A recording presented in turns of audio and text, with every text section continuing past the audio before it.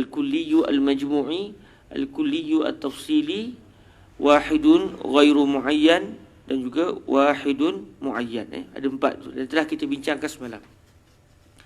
Bismillahirrahmanirrahim. Qala Syekh Nasiruddin Al-Baydawi rahimahullahu azza wa jalla wa nafa'ana Allah bi ulumihi wa ulumi masyaikhihi wa talamizatihi wa qurra'i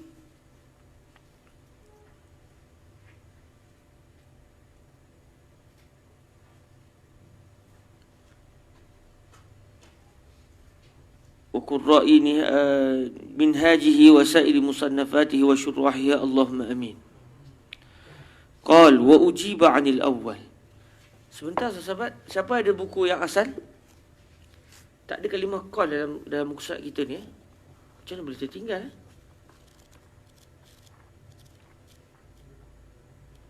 Siapa ada kitab yang asal?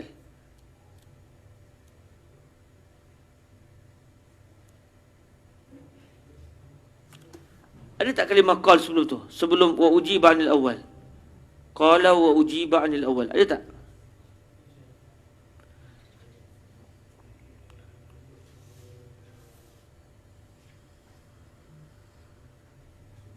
Muka 102 Pusat 102 dalam buku kita ni terus wa ujiba 'anil awwal. Sebab sekarang ni kita pada matan biasanya dia ada kalimah qal. Qal ay qala al-Baydawi wa ujiba 'anil awwal. Selepas tu kita akan jumpa aqul, iaitu kata Sayyidina Imam Al-Isnawi dalam menghuraikan. Ada tak kalimah qal? Ada Qal al-musannif. Musannif memang tak ada. Qal pun tak ada. Sebelum tu tak ada qal.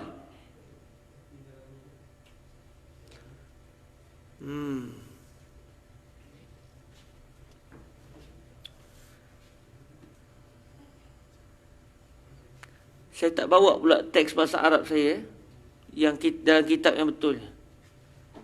Tak apa, kita cek nanti. Wa ujiba 'anil awwal bi anna al-imtithala bi kulli wahidin wa tilka mu'arrifatun. Wa 'anil thani annahu yastad'i ahadaha la bi'ainihi kal ma'lulil mu'ayyan al-mustad'i illatan min ghairi ta'yin. Wa 'anil akhirain annahu yastahiqqu thawaba umurin mu'ayyanah la yajuzu tarku kulliha wa la yajibu fi'luha.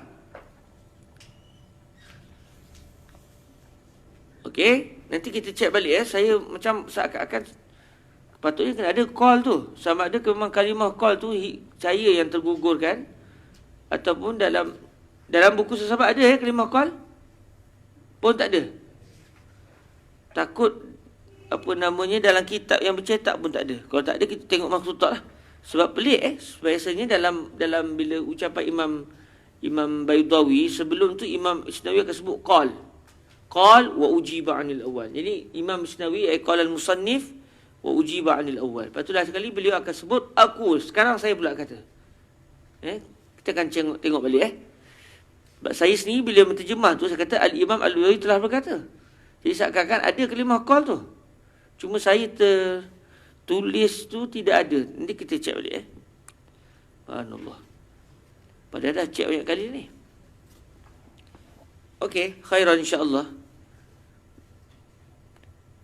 Wa ujiba 'anil awwal. Sekarang kita masuk kepada apa yang Imam Baydawi nak jawab balik 4 hujah yang disebut semalam Al-Imam Al-Baydawi telah berkata, hujah pertama yang dinyatakan oleh qaulu tarajum. Apa hujah pertama? Berkenaan dengan isqat al-wajib ataupun dengan istilah yang lain al-imtithal.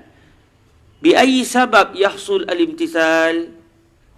Hujah pertama yang dinyatakan oleh qaul al-tarajum telah dijawab dengan jawapan bahawa sesungguhnya pelaksanaan perintah berlaku dengan sebab pelaksanaan setiap satu daripada cabang-cabang al-wajib al-mukhayyar.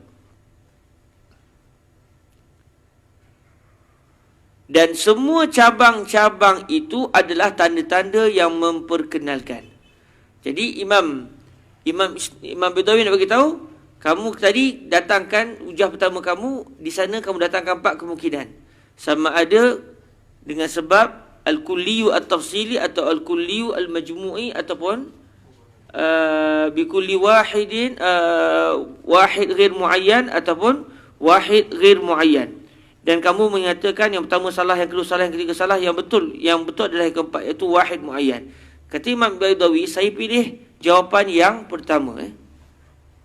Jawapan yang berkaitan dengan kullu wahidin, iaitu al-kulliyu at-tafsili. Bila kata kulli tafsili, dia kata hai, nanti membawa kepada ijtima' mu'assirat ala asar wahid wa huwa batil. Kata Imam Baydawi, saya kata berlaku imtisal itu dengan sebab kullu wahid, iaitu al-kulliyu at-tafsili. Tetapi saya tak setuju bila kamu kata kalau kita pilih kulli tafsili, yang berlaku adalah ijtima' mu'assirat ala asarin wahid. Bahkan yang kami kata adalah ijtima' mu'arrifat ala mu'arrafin wahid. Bila sebut ijtima' mu'assirat ala asar wahid, mustahil satu orang tumbuk sini, benjol. Maksudnya satu tumbukan menghasilkan satu kesan. Kalau orang tampar belah sini, yang ni tak benjol, yang ni lah yang akan jadi nak lebam pun. Jadi setiap satu kesan, setiap satu pemberi kesan, dia hanya menghasilkan satu kesan. Tetapi kalau pemberi tahu, beza. Mu'arif sekadar pemberi tahu, tidak menjadi masalah ramai orang bagi tahu, sedangkan benda yang diberitahu adalah satu saja. Orang tanya, yang ni di kelas tak ada? Akhi kata ada, ustaz kata ada, ustaz kata ada. Berlaku mu'arifat.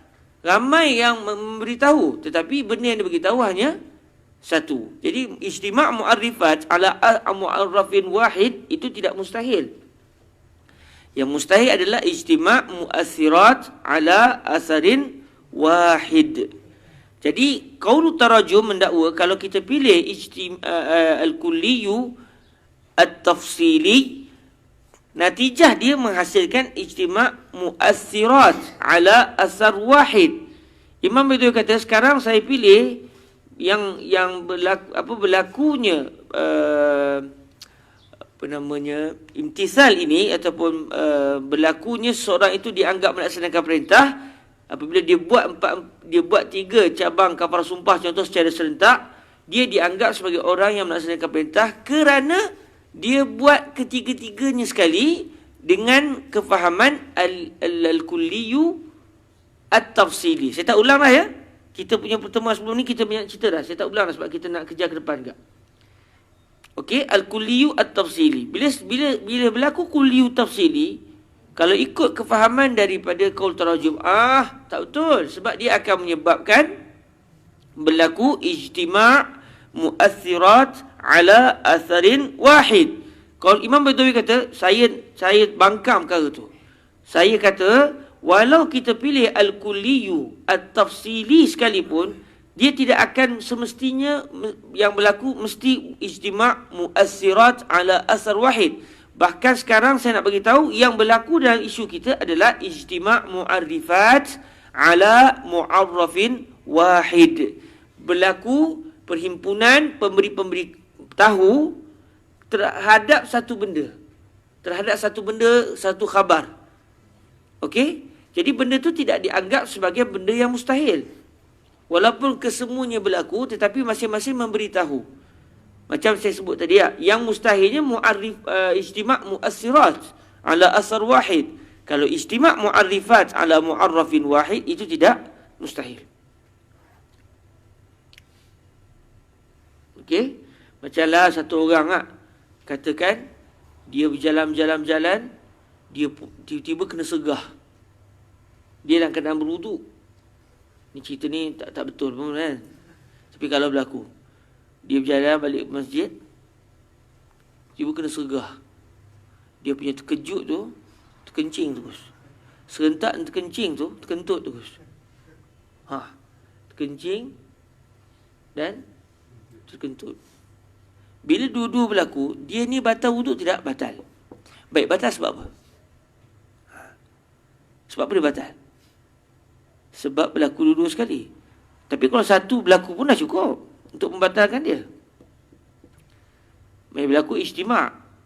Tapi sini tidak berlaku ijtima' mu'assirat, tapi berlaku adalah ijtima' mu'arrifat.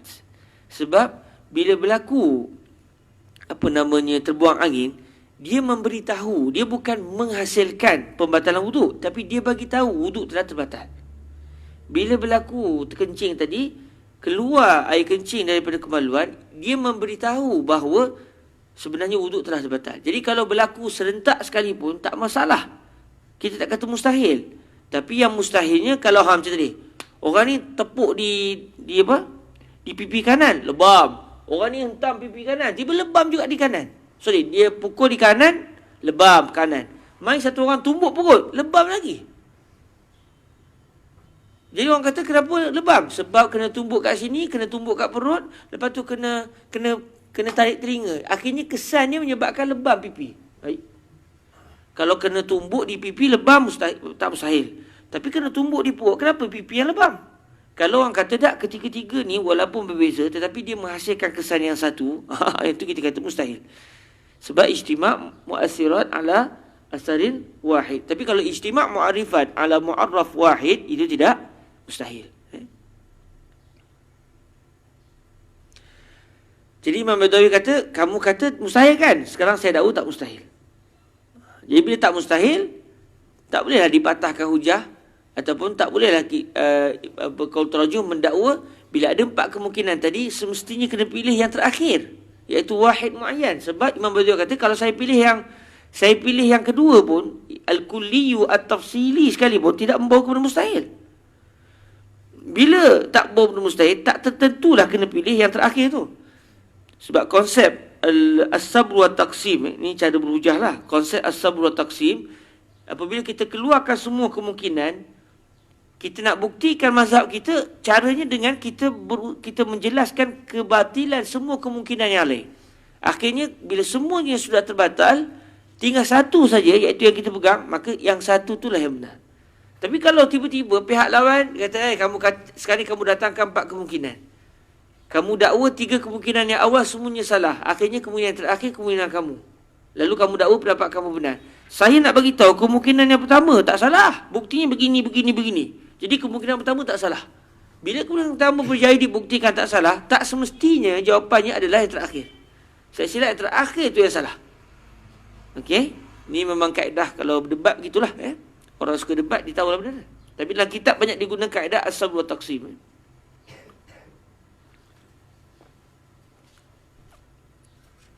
Allah, bagusnya Ustaz Azim. Pagi lagi dah susah payah. Terima kasih Ustaz Azim. Rakam tak tu? Rakam ke? Hai, saya tak rakam je. Tahu dah Terima kasih Ustaz. Terakam Okey, kita terus kepada jawapan yang kedua. Ini adalah bantaian yang pertama. Bila qaul tarajum jawab tentang imtisal, didatangkan 4 kemungkinan, dibatalkan 3 kemungkinan, tinggal yang terakhir iaitu wahid muayyan indallah. Imam Badawi kata, nanti. Saya minta untuk bangkang yang kamu kata, kalau pilih al-kulliyu at-tafsili bawa ke mustahil. Saya buktikan sekarang, saya pilih yang ni tapi tak bawa ke mustahil. Jadi terbatal hujah kamu yang pertama. Wa anisani annahu yastad'i ahadaha la bi'ainihi kal ma'lulil muayyan al mustad'i illatan min ghairi ta'yin. Wa anisani, apa dia asani? Kaunuhu wajiban. Hujah kedua pula dijawab dengan bahawa, apa hujah kedua yang semalam kita bincang? Hujah kedua semalam iaitu kaunuhu wajiban, yang ada 2 penafsiran tu. Sama ada kita mula dengan hukum atau kita mula dengan al-fi'lu. Itu secara kasarnya, kalau kita mula dengan al-hukmu, al-wujub merupakan hukum. Bila hukum, dia memerlukan tempat untuk dia diikat, tempat untuk dia bertepek pada perbuatan tertentu. Perbuatan itu namanya wajib. Baik, hukum ni muayyan, mau tak mau dia kena bertepek pada tempat yang juga muayyan. Maka dengan situ terbatallah kaunu hadzal fi'li ghair muayyan. Tinggal 3 kemungkinan. Muayyan pula ada 3 kemungkinan. Sama ada al-kulliyu at-tafsili atau al-kulliyu al-majmu'i atau wahid faqat. Al-kulliyu al-majmu'i terbatal sebab membawa kepada wajib tiga-tiga. Al-kulliyu tafsili kalau ikut qaul tarjum terbatal sebab dia bawa kepada ijtima' mu'assirah ala asar wahid. Tinggal yang terakhir iaitu kaunuhu wahid wa huwa muayyan. Izan mazhabuna sahih li'anna al-wujub yata'allaqu biwahidin muayyan ay indallah. Jadi sekarang hujah yang kedua ditolak oleh Imam Baidawi. Hujah kedua pula dijawab dengan bahawa sesungguhnya kewajipan memerlukan salah satu daripada cabang-cabang al-wajib al-mukhayyar dan bukan dengan zat salah satu cabang secara khusus. Jadi Imam Baidawi kata, kamu tadi kata kalau kita pilih satu yang muayyan terbatal sebab ghair muayyan ghair mawjud. Imam Baidawi kata, dah. Al-wujub cukup dengan memerlukan satu tempat yang mana tempat itu merupakan salah satu. Bukan semestinya kena tempat yang khusus. Bukan mestinya kena membebaskan hamba secara khusus. Tak. Dia perlukan tempat yang namanya salah satu saja. Seperti sesuatu al-ma'lul yang tertentu yang memerlukan satu illah dengan tanpa sebarang penentuan. Seperti sesuatu maklul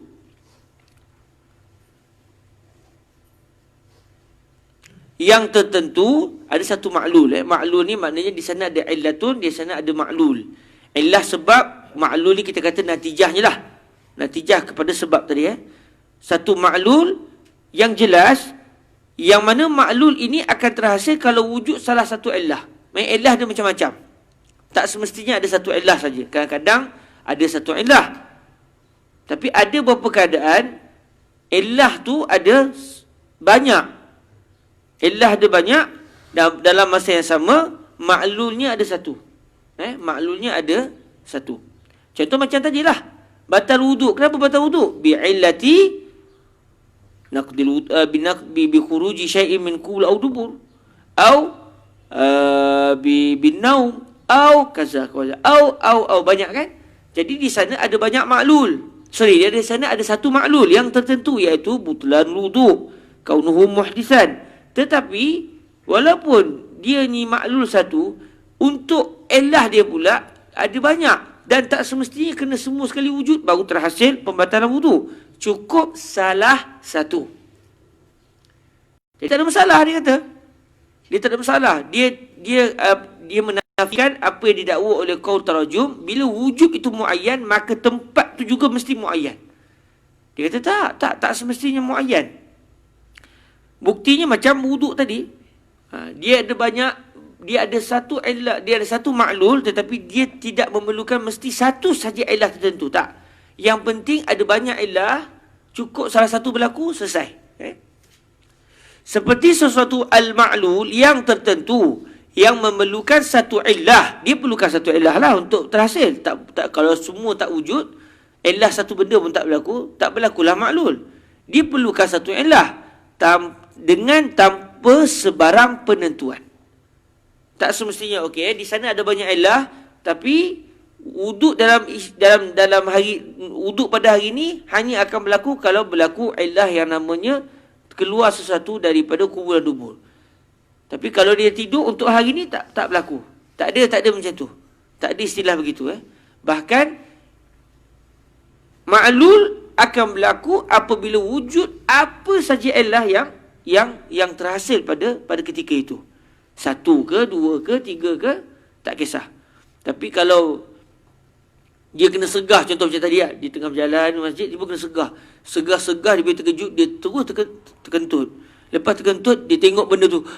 Tengok seram, dia terkencing. Jadi ketika itu dia batal wuduk dengan sebab apa? Sebab terbuang angin. Sebab yang tu yang mula-mula. Jadi yang buang air kecil tu, dah dia tidak menjadi illah dah. Sebab maklulnya dah tak ada. Maklulnya sudah terhasil. Maklulnya sudah terhasil. Jadi wujudnya illah selepas wujudnya maklul tak berlaku. Maklul berlaku selepas wujudnya illah. Tapi kalau isunya serentak, dia bertakbir, terkejut, bertakbir, terbuang angin, serentak semuanya, maka ketika itu Berlaku ma'lul dalam masa yang sama, illahnya pelbagai.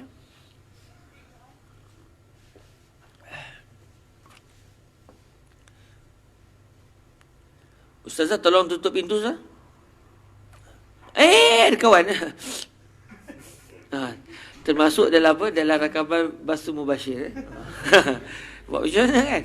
Basu Mubashir ni dia tidak menutup keaiban. Apa saja yang keluar semuanya terakam. Raqib dan Atid yang baru. Tak tahu apalah. Okey. Seterusnya, wa 'anil akhiraini annahu yastahiqqu thawaba umurin muayyanatin la yajuzu tarku kulliha wa la yajibu fi'luha. Dua hujah yang terakhir pula dijawab dengan bahawa, dua hujah terakhir apa dia? Tentang kalau satu orang buat semua sekali, dia dapat pahala ke apa? Kalau ditinggal semua sekali, dia dapat dosa kerana apa? Jadi kata mereka ada 4 kemungkinan. Sebab buat semua sekali secara al-kulliyu al-majmu'i, kalau ikut kau terjemah lah, atau kerana al-kulliyu at-tafsili, atau kerana buat satu benda yang ghair muayyan, atau buat satu benda yang muayyan. Jadi di sisi kau terjemah keempat ni, 3 terawal batal, iaitu al-kulli tafsili, al-kulliyu al-majmu'i dan wahid muayyan. Wahid ghair muayyan. Maka yang terakhir berlaku adalah kerana wahid muayyan. Jadi kalau dia buat semua sekali, dia dapat pahala kerana dia buat satu perbuatan yang telah ditentukan oleh Allah. Kalau dia tinggal semua sekali, dia telah berdosa kerana dia meninggalkan satu perbuatan yang telah ditentukan oleh Allah. Sekarang Imam Baidawi kata apa? Dua hujah terakhir, iaitu sawab dan juga iqab tu, dijawab dengan bahawa sesungguhnya si mukallaf layak untuk menerima pahala bagi perkara-perkara yang ditentukan. Bukan satu perkara, bahkan perkara-perkara. Dia mendapat pahala kerana dia melakukan perkara-perkara, dia melakukan perbuatan-perbuatan yang ditentukan. Maksud perkara-perkara di sini, perbuatan. Layak untuk menerima pahala bagi perkara-perkara yang ditentukan dalam keadaan tidak boleh si mukallaf meninggalkan semua cabang tersebut, dan tidak pula wajib ke atas si mukallaf melakukan semua cabang tersebut. Jadi Imam Baidawi kata, okey, kenapa dia dapat pahala? Sebab dia buat semua sekali. Jadi kalau terjemah kata, al-kulli tafsili ke kulli majmu'i, pilih-pilih lah, dua-dua salah. Kata Imam Baidawi, saya tak pilih ni, tak pilih ni. Saya kata dia dapat pahala sebab buat semua sekali. Dalam masa yang sama, kalau dia tinggal, dia buat satu pun cukup. Tapi kalau dia tinggalkan semua, dia berdosa. Keluar terus daripada kuli tafsir ke dan kuli al-majmu'i. Sebab tu dalam debat ni, asal dapat patahkan pun dah selesai dah. Dalam masa yang sama, kalau kita fikir-fikir, jawapan Imam Baidawi juga tak kemas. Sebab tu Imam Isnawi akan pertikaikan jawapan Imam Baidawi lepas ni. Tapi maknanya dalam debat, asal boleh keluar, tak apa dah. Kamu dakwa ada 4, sekarang aku dakwa ada 5. Apa dia? Kamu kata al-kulli tafsili, kulli majmu'i, wahid muayyan, wahid ghair muayyan. Aku dakwa satu lagi. Al-jami' al-khisal ala makna la yajuzu tarku kulliha wa la yajibu fi'lu kulliha. Jadi dah jadi 5 pula, bukan 4. Jadi bila kamu nak guna kaedah as-sabr wa taqsim, kena pastikan semua kemungkinan dikeluarkan. Jadi kamu tak bawa satu kemungkinan yang terakhir. Jadi Imam Baidawi seakan-akan asal jawab je. Sebab dalam debat memang begitu. Dalam kita nak mematahkan hujah, tak semestinya kita kena jawab dengan jawapan yang betul. Yang penting kita boleh bawa satu jawapan yang menunjukkan bahawa kita betul. Walaupun kita sendiri tak beriman dengan jawapan tu. Contoh kalau kita berdebat dengan orang bukan Islam, katakan kita kata okey, kamu kata Tuhan ada 2. Okey. Sekarang katakan Tuhan ada 2, Pak. Kita setuju ke Tuhan ada 2? Tak. Jadi kita kata okey, saya terima Tuhan ada 2. Tuhan langit dan Tuhan bumi. Kamu kata Tuhan ada 2. Okey, saya nak kata kalau ada 2 Tuhan, sekarang Tuhan langit dan Tuhan bumi. Kita percaya ke ada Tuhan langit dan Tuhan bumi? Tak percaya. Tapi dalam debat kita sebut okey, sekarang ada dua Tuhan. Tuhan langit, Tuhan bumi.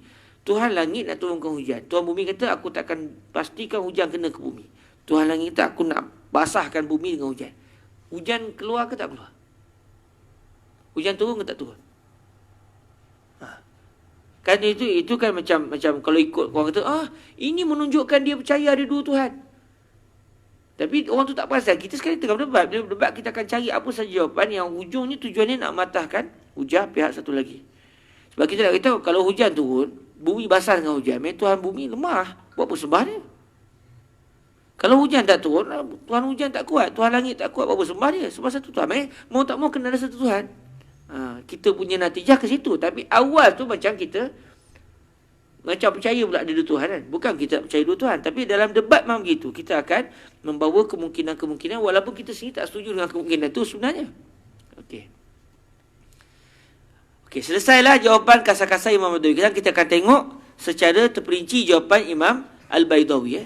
Jadi jawapan Imam Baidawi yang pertama tadi, kita pilih kalau tentang kaunuhu isqatul wajib tadi, kita kata berlaku isqatul wajib kerana kul wahid. Maksudnya al-kulliyu at-tafsili, tapi yang berlaku bukan ijtima' mu'asirat, tetapi yang berlaku adalah ijtima' mu'arifat.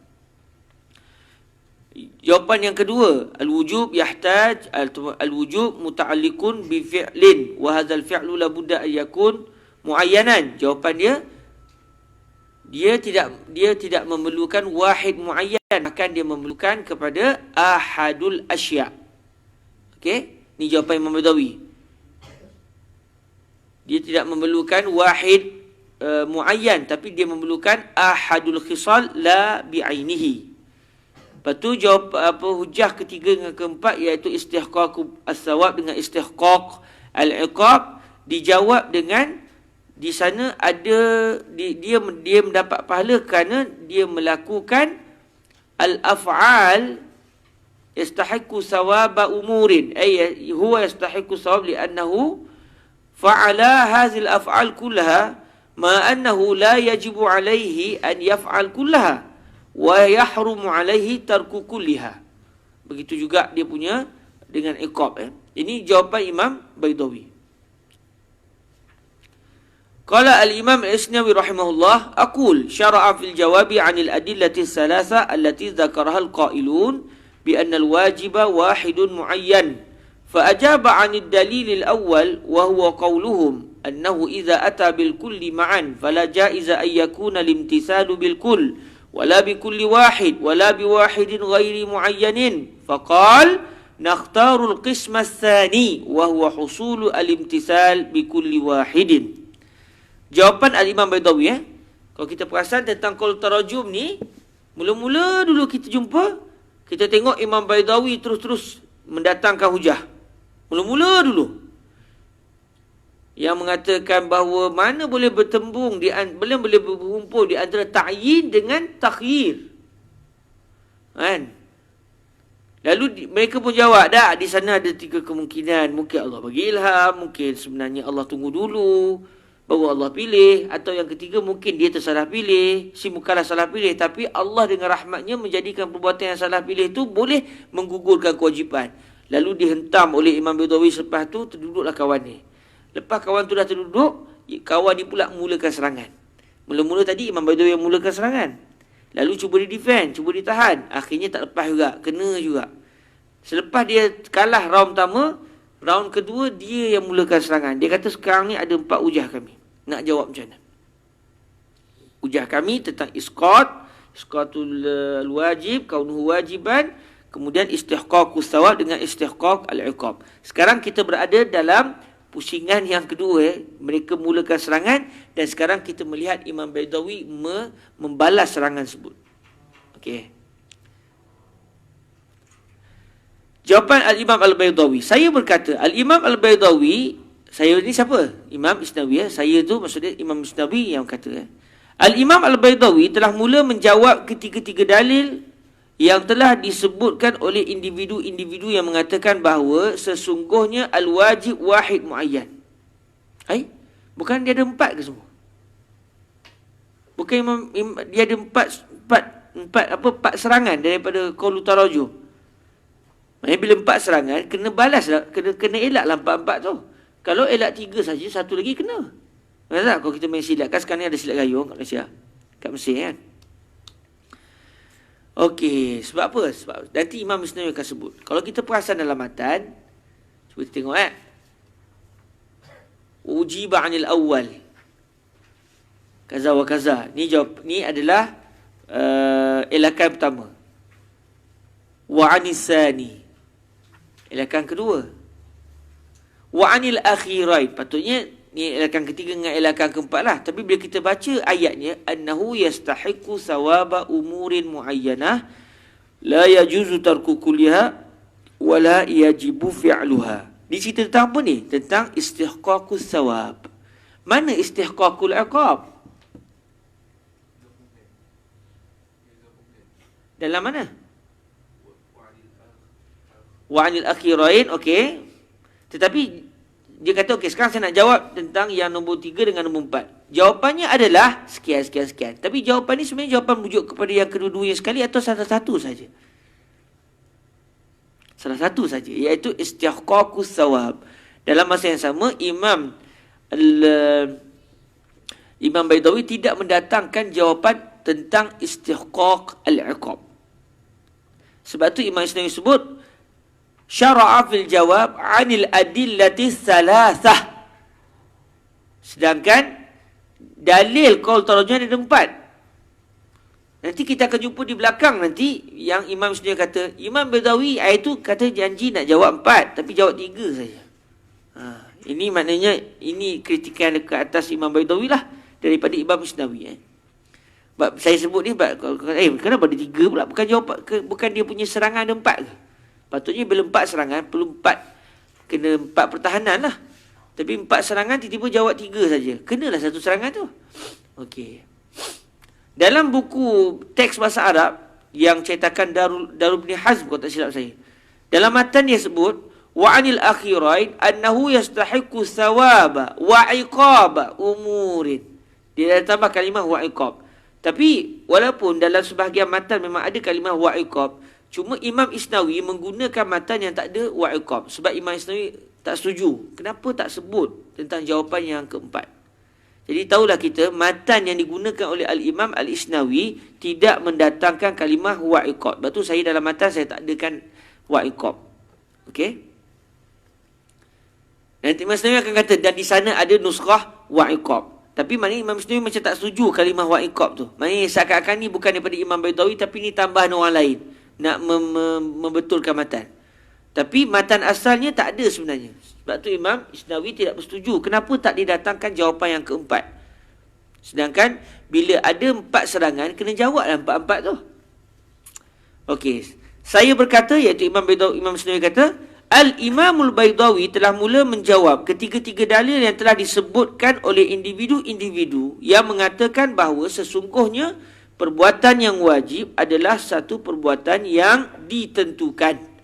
Jawapan tarajum ni, qaul tarajum ni.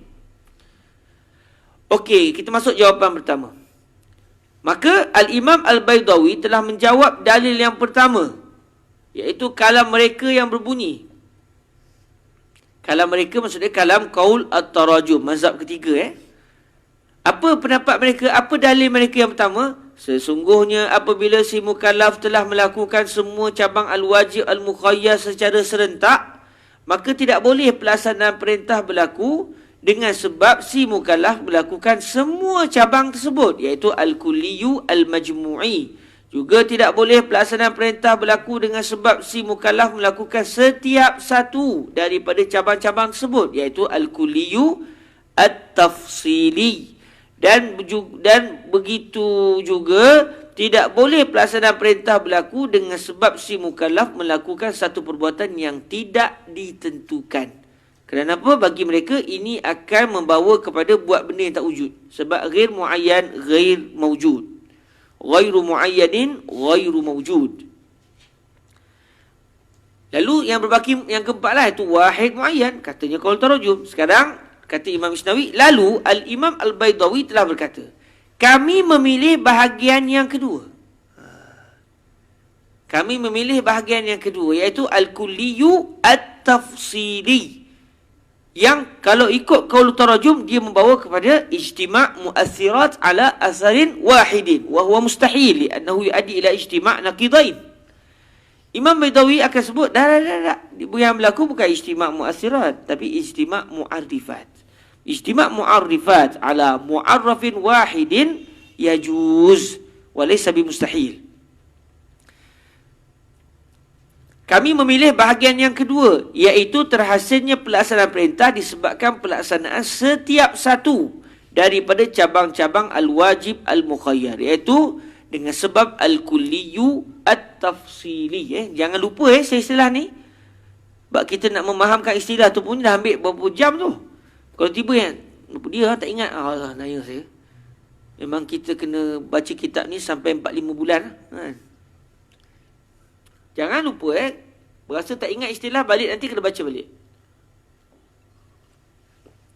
Pemilihan bahagian yang kedua ini sama sekali tidak akan membawa kepada natijah terhimpunnya pemberi-pemberi kesan ke atas kesan yang satu. Sebab kalau terjun dakwa, kalau pilih al-kulliyu at-tafsili, dia akan bawa kepada fenomena yang namanya ijtima' mu'athirat ala atharin wahidin wa huwa mustahil. Jadi Imam Baidawi kata, saya pilih juga al-kulliyu at-tafsili, tapi saya akan buktikan yang berlaku bukan ijtima' mu'athirat, tapi yang berlaku adalah ijtima' mu'arifat. Bila ijtima' mu'arifat tak mustahil. Yang mustahil ijtima' mu'athirat.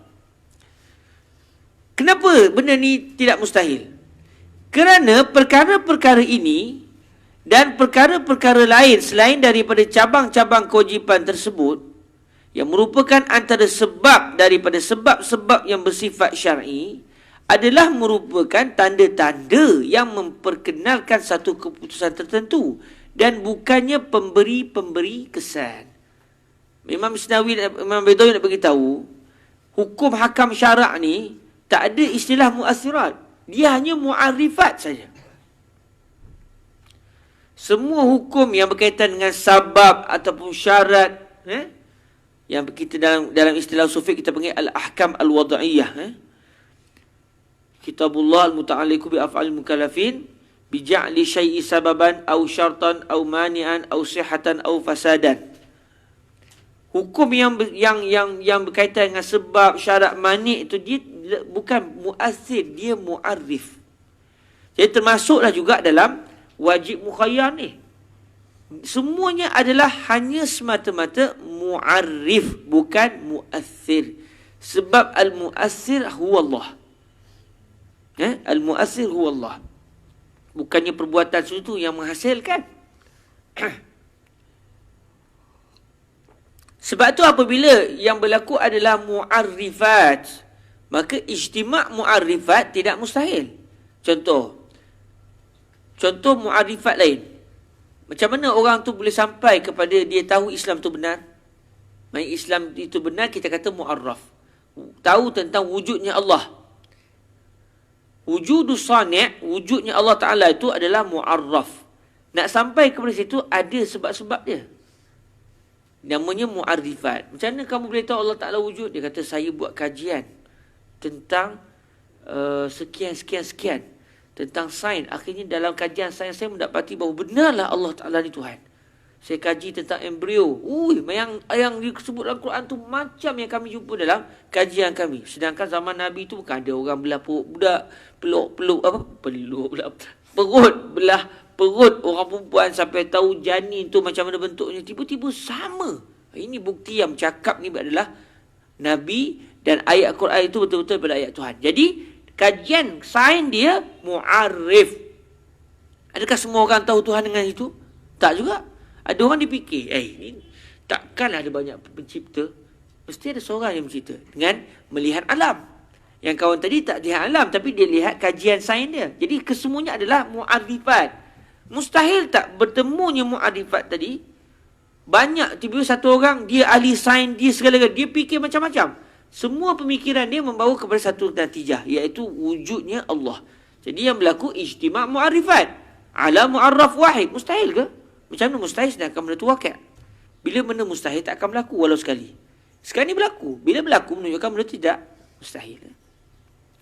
Lepas tu kata Imam Isnawi dalam Muhriqah Matan Baidawi, li'anna hadhil umura wa ghairaha, hadhil umur, maksudnya khisal kafarah contohnya, wa ghairaha minal ahkam syar'iyyah, minal asbab syar'iyyah. Ini semua adalah sebab-sebab yang dinamakan sebab syarak. sebab-sebab yang bercirikan syariat.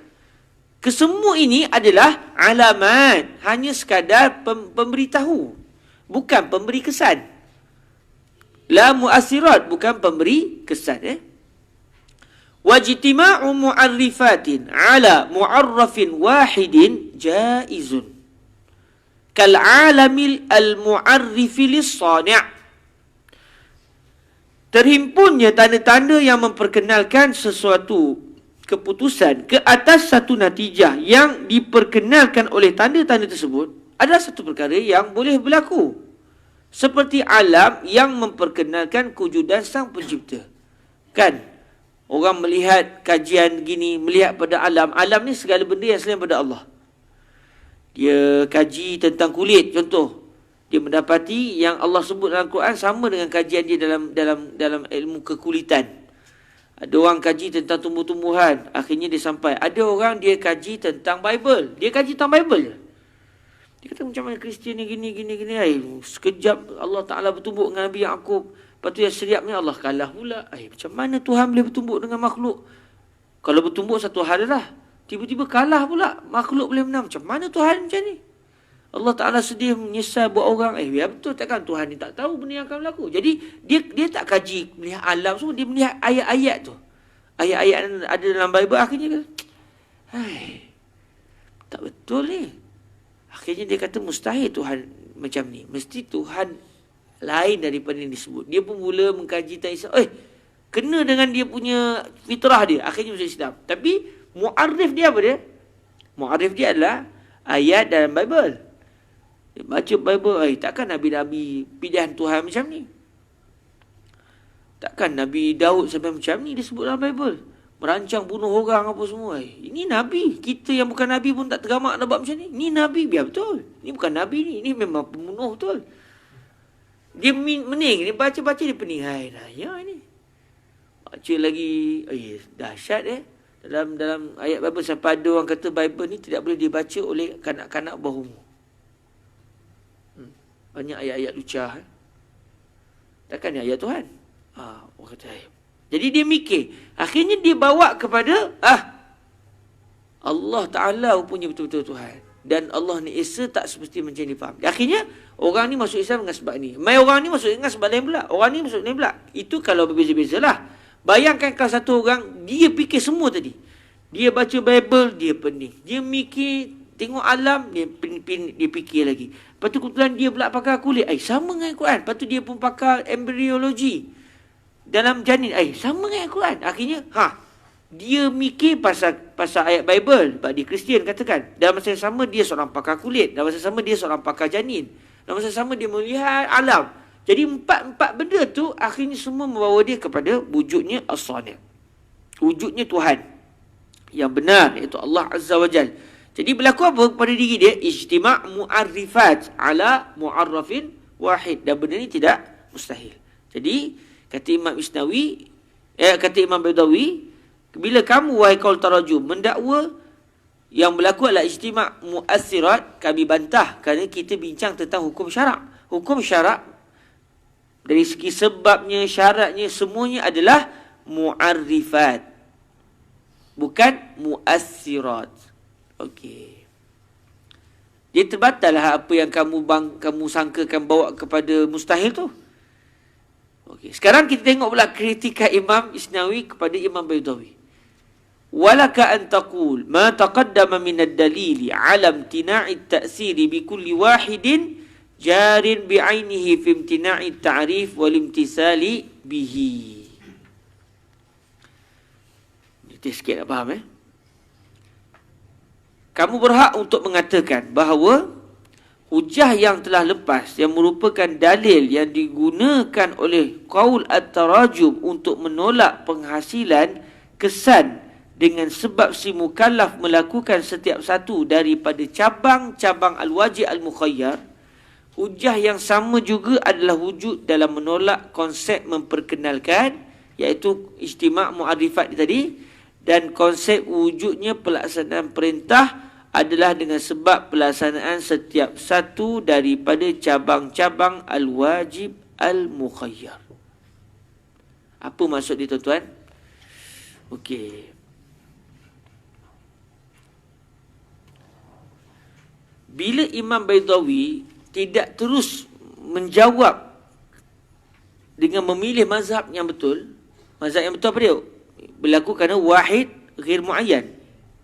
Tapi bila pilih dengan kita pilih tentang al-kulli at-tafsil.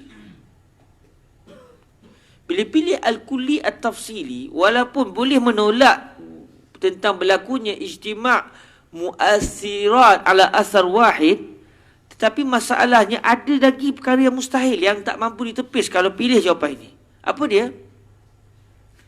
Di sini tak disebut, tapi kita faham. Bila pilih al-kulli at-tafsili, apa yang berlaku? Setiap satu mendakwa dialah satu-satunya. Betul tak? Setiap satu perbuatan tu akan mendakwa dialah satu-satunya. Bukan yang nombor dua. Yang nombor dua kata dialah satu-satunya sebab. Bukan yang nombor pertama. Jadi walaupun Imam Baidawi memilih dan mendakwa tidak berlaku ijtima' mu'assirat ala asar wahid, tetapi walau dipilih ijtima' mu'arifat, tapi dalam berdasarkan konsep al-kulli at-tafsili, setiap satu akan mendakwa dialah satu-satu yang memperkenalkan, bukan yang kawan ni. Yang kawan tu, yang nombor dua pula, mendakwa sayalah satu-satunya sebab yang memperkenalkan, bukan yang nombor satu. Jadi walaupun ijtima' mu'arifah ala mu'arraf wahid tidak mustahil, tetapi kalau menggunakan konsep al-kulli at-tafsili, setiap satu akan mendakwa dialah satu-satunya. Jadi kalau begitu mustahil jugalah. Sebab akan berlaku ijtima' an-naqidain. Maknanya, kalau kita cuba nak terus masuk kepada relate masalah kita akan kata begini. Okey, sekarang kafarah sumpah dia buat tiga-tiga serentak. Bagi makan, bagi pakaian dan bebaskan hamba. Ketiga-tiganya dibuat dalam keadaan serentak. Bila Imam Baidawi kata ini bukan ijtima' mu'assirat, ini ijtima' mu'arifat. Okey. Dengan konsep al-kulli at-tafsili. Apa yang berlaku? Perbuatan kita akan dakwa begini. Akhirnya kita akan dakwa begini. Berdasarkan konsep al-kulli at-tafsili dan kita terima ini adalah ijtima' mu'arifat, bukan ijtima' mu'assirat, kita akan kata begini.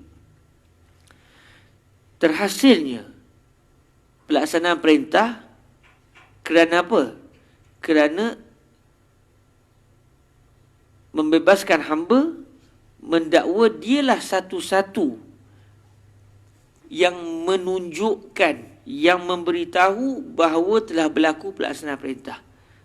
Bukan bukan memberikan makan, bukan perbuatan memberikan pakaian. Dialah satu-satunya perbuatan yang memberitahu kepada kita bahawa telah berlaku pelaksanaan perintah.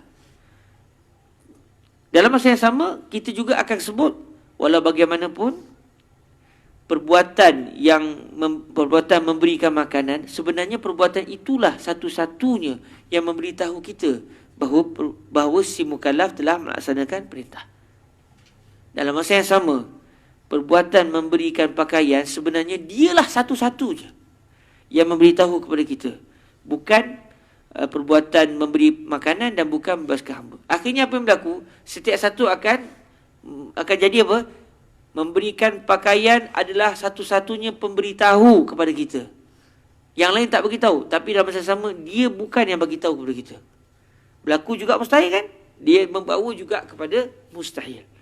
Walaupun bukan mustahil kerana ijtima' mu'assirat, tapi mustahil kerana setiap satu mendakwa dialah ana faqat mu'arrif wa ana ghairu mu'arrif. Jadi itu akan membawa kepada kemustahilan.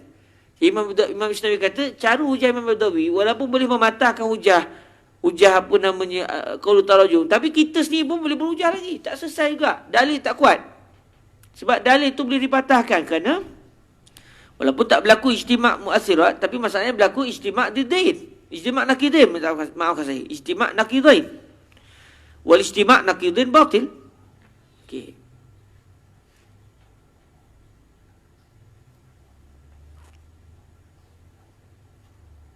Okey, kita baca sikit nota kaki yang saya sebut di bawah tu supaya kita lebih jelas sebab benda tu bertulis. Benda bertulis ni senang sikit nak faham. Menurut Al-Imam Al-Isnawi, Dua konsep ini, konsep memperkenalkan. Maksudnya yang berlaku bukan ijtima' mu'assirat tapi ijtima' mu'arifat. Dan konsep wujudnya pelaksanaan perintah adalah dengan sebab pelaksanaan setiap satu daripada cabang-cabang al-wajib al-mukhayyar. Sebab maknanya menggunakan konsep al-kulli at-tafsili. Menurut Al-Imam Al-Isnawi, dua konsep ini telah ditolak dengan hujah bahawa apabila Al-Imam Al-Baydawi berpandangan bahawa sebab berlakunya pelaksanaan perintah apabila seseorang melakukan semua cabang al-wajib al-mukhayyar secara serentak adalah kerana dia melaksanakan setiap satu, maksudnya al-kulli at-tafsili daripada cabang-cabang al-wajib al-mukhayyar, ini akan menatijahkan satu keputusan yang mustahil, iaitu perhimpunan pemberi-pemberi kesan ke atas kesan yang satu yang akan menatijahkan percantuman dua perkara yang saling bertentangan sebagaimana yang telah diterangkan sebelum ini secara panjang lebar. Iaitu setiap satu akan dakwa, sayalah pemberitahu semata-mata, bukan yang nombor dua. Yang nombor dua kata, sayalah pemberitahu semata-mata, bukan yang nombor satu. Jadi setiap satu akhirnya akan terhimpun padanya, sayalah yang memberitahu, saya tak bagi tahu. Okey, di situlah berlakunya mustahil. Jadi kita akan kata semua ni sebenarnya pemberitahu, tapi semua ni bukan memberitahu. Dan semuanya dakwa dia bagi tahu. Kita kata semua je bagi tahu. Tapi dalam masa yang sama, bila dia dakwa dia bagi tahu, orang lain tak bagi tahu, keputusan dia semua juga tak bagi tahu. Jadi berlaku ijtima' naqidain. Sekalipun Al-Imam Al-Baydawi cuba menolak kemustahilan tersebut dengan mengatakan bahawa yang berlaku sebenarnya bukanlah perhimpunan pemberi-pemberi kesan ke atas kesan yang satu. Sebaliknya yang berlaku hanyalah perhimpunan pemberi perkara-perkara yang saling memperkenalkan satu natijah yang sama. Namun kenyataan beliau ini tetap ditolak kerana apabila sahaja beliau berpandangan bahawa sebab terjadinya pelaksanaan perintah dalam situasi di atas adalah pelaksanaan setiap satu daripada cabang-cabang al-wajib al-mukhayyar, maka secara automatik akan wujudlah satu keputusan yang mustahil, iaitu perhimpunan pemberi-pemberi kesan ke atas kesan yang satu.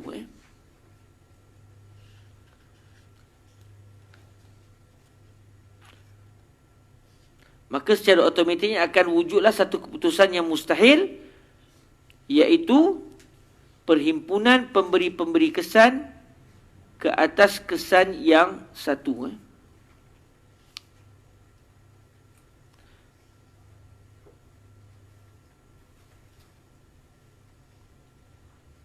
Apa maksud saya ni ketika saya tulis ni? Saya sendiri dah tak faham.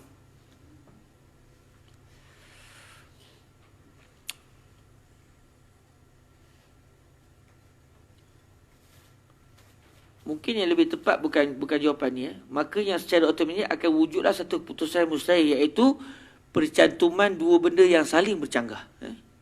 Cuma masa saya tulis ni, saya sendiri tak tahu apa yang saya faham ketika tu. Pelik kan? Kita tulis tapi kita tak faham. Buat macam mana kan? Sekarang saya tak faham apa saya tulis.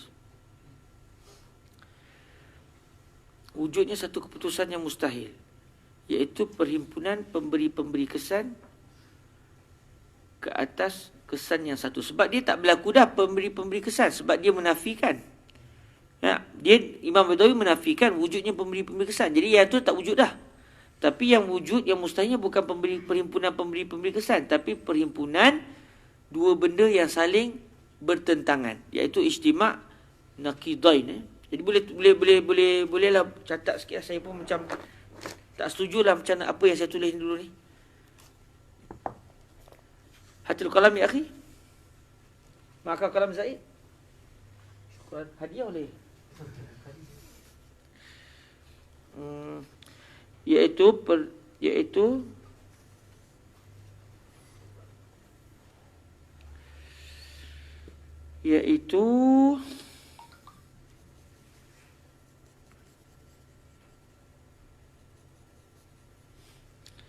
yang mustahil, iaitu kita tulis apa? Maka secara otomatiknya akan wujudlah satu keputusan yang mustahil, iaitu berlakunya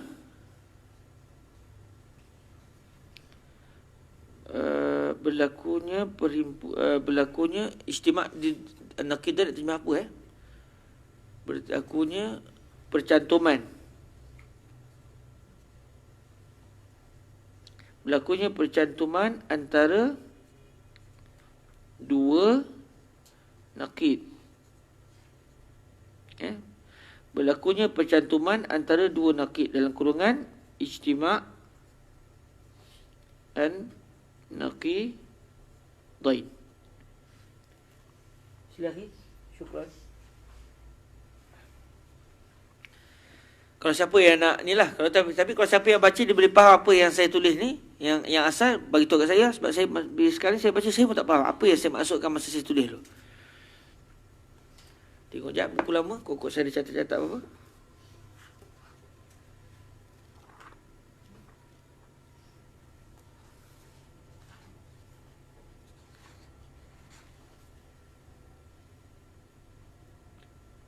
Rasanya saya tertukar tu, masa tulis tu nak tulis benda lain, tu tulis benda lain. Salah ni. Sebab dia perhimpunan pemberi kesan ke atas kesan satu tu sudah ditolak. Kerana Imam Baydawi menafikan perkara tu. Tapi oleh kerana dia nak nafikan perkara tu, tapi dia pilih pula yang berlaku adalah al-kulli at-tafsili, maka kesan dia yang berlaku bukan lagi apa namanya ijtima' mu'assirat. Sebab dia Imam Baydawi dah tahu berlaku sekarang ijtima' mu'arrifat. Cuma di sebalik itu yang berlakunya adalah ijtima' an-naqidain. Kerana setiap satu mendakwa huwa ana faqat al-mu'arrif, laisa huwa wa laisa salis. As-tsani kadzalik qala bi nafsil kalam, as-salis kadzalika qala bi nafsil kalam. Idzan kullu wahid sayakun mu'arrifan wa ghairu mu'arrif. As-tsani kadzalika ana mu'arrif ana ghair mu'arrif. As-salis kadzalik ana mu'arrif ana ghairu mu'arrif. Jadi berlaku ijtima' naqidain. Jadi yang betulnya insya-Allah setelah difikir-fikirkan berlakulah nasah. Saya menasahkan apa yang saya sebut ni. Sebab dia tak betul ni. La haula wala quwwata illa billah. Maafkan saya. Okey, bagi kita baca sekali. Namun secara automatiknya akan wujudlah satu keputusan yang mustahil, iaitu berlakunya percantuman antara dua nakid, iaitu ijtima' an-naqidain. Okey, jelas Siapa yang minta penjelasan sebelum kita lanjutkan perbahasan kita?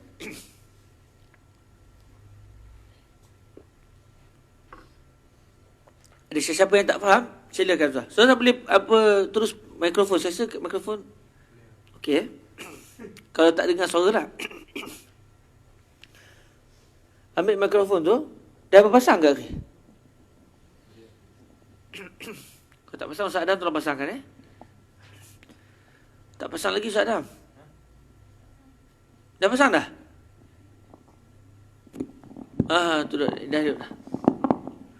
Silakan Ustaz.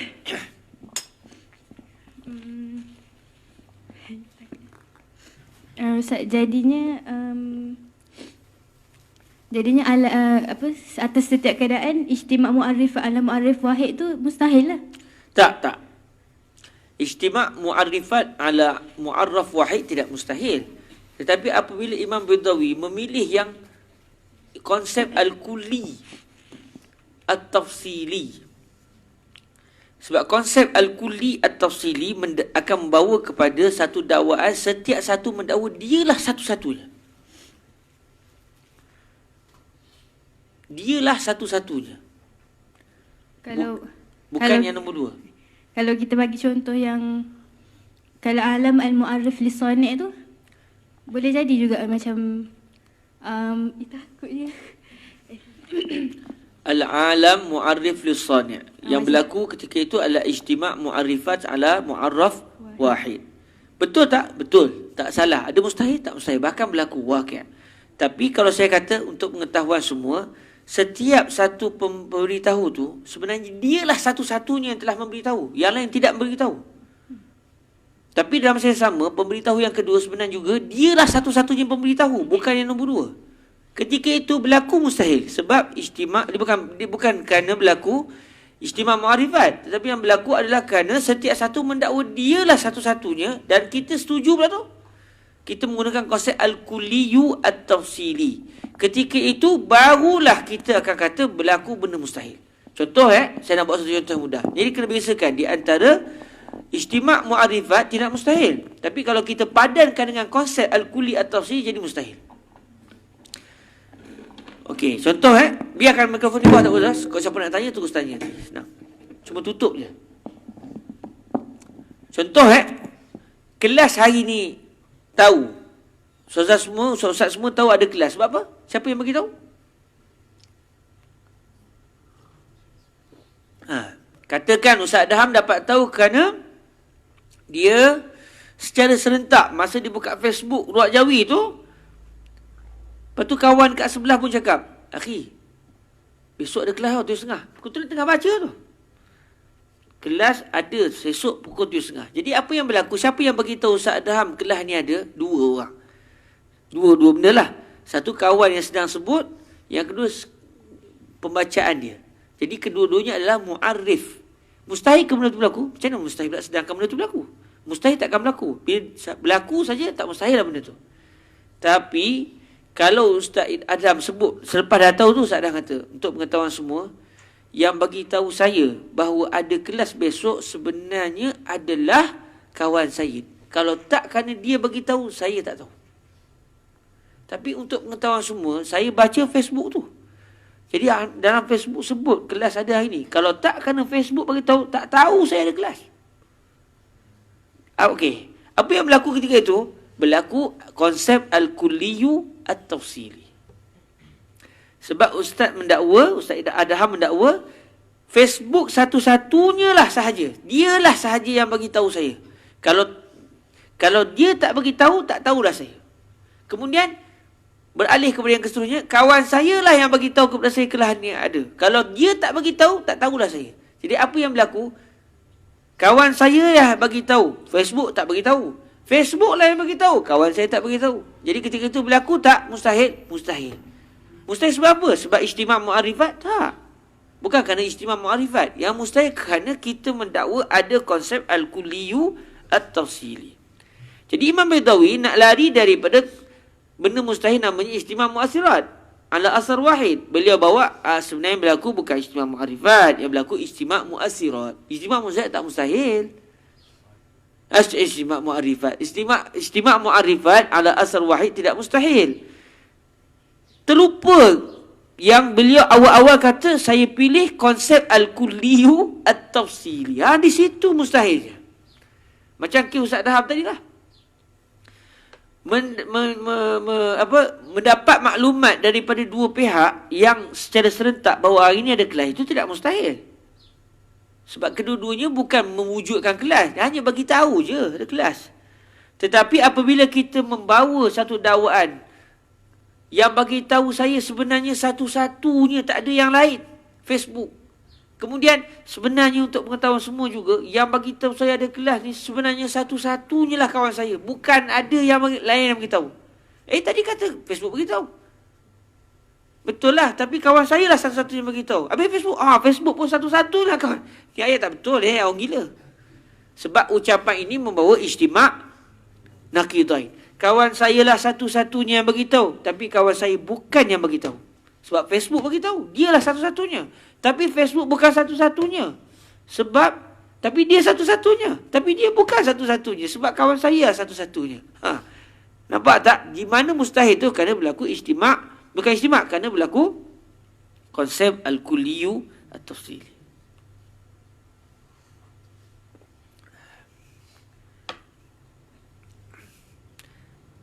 Kalau keluar matan wa ujiba, kalau keluar matan Imam Baydawi tadi,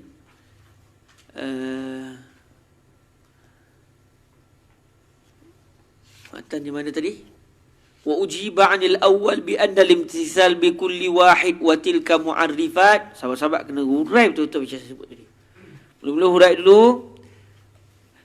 Lam yusallim al-Imam al-Baydawi أن الواقع هو اجتماع مؤثرات على أثر واحد وإنما الواقع هو اجتماع معرفات على معرف واحد وليس بمستحيل لأن الأسباب الشرعية كلها معرفات لا مؤثرات كاجتماع حدث النوم وحدث خروج الريح والبول في وقت واحد فصار الرجل محدثا فهذه الأشياء كلها معرفات وليست مؤثرات واجتماع المعرفات على معرف واحد ليس بمستحيل. ثم ذكر الإمام الإسنوي أن هذا الجواب وإن كان يستطيع أن يرد ما قاله الخصم من اجتماع مؤثرات على أثر واحد إلا أن هذا الجواب لا يخلو من النقص لأنه يؤدي أخيرا إلى اجتماع النقيضين لأن الكلية التفصيلي يؤدي إلى ادعاء كل خصلة أنه هو المعرف فقط لا غيره فصار أخيرا أنا معرف أنا غير معرف وهو باطل. Boleh jawab itu Puan Hati Imtiazlah. Tu saya sedih sebab saya tak boleh masuk biasa dah. Okey.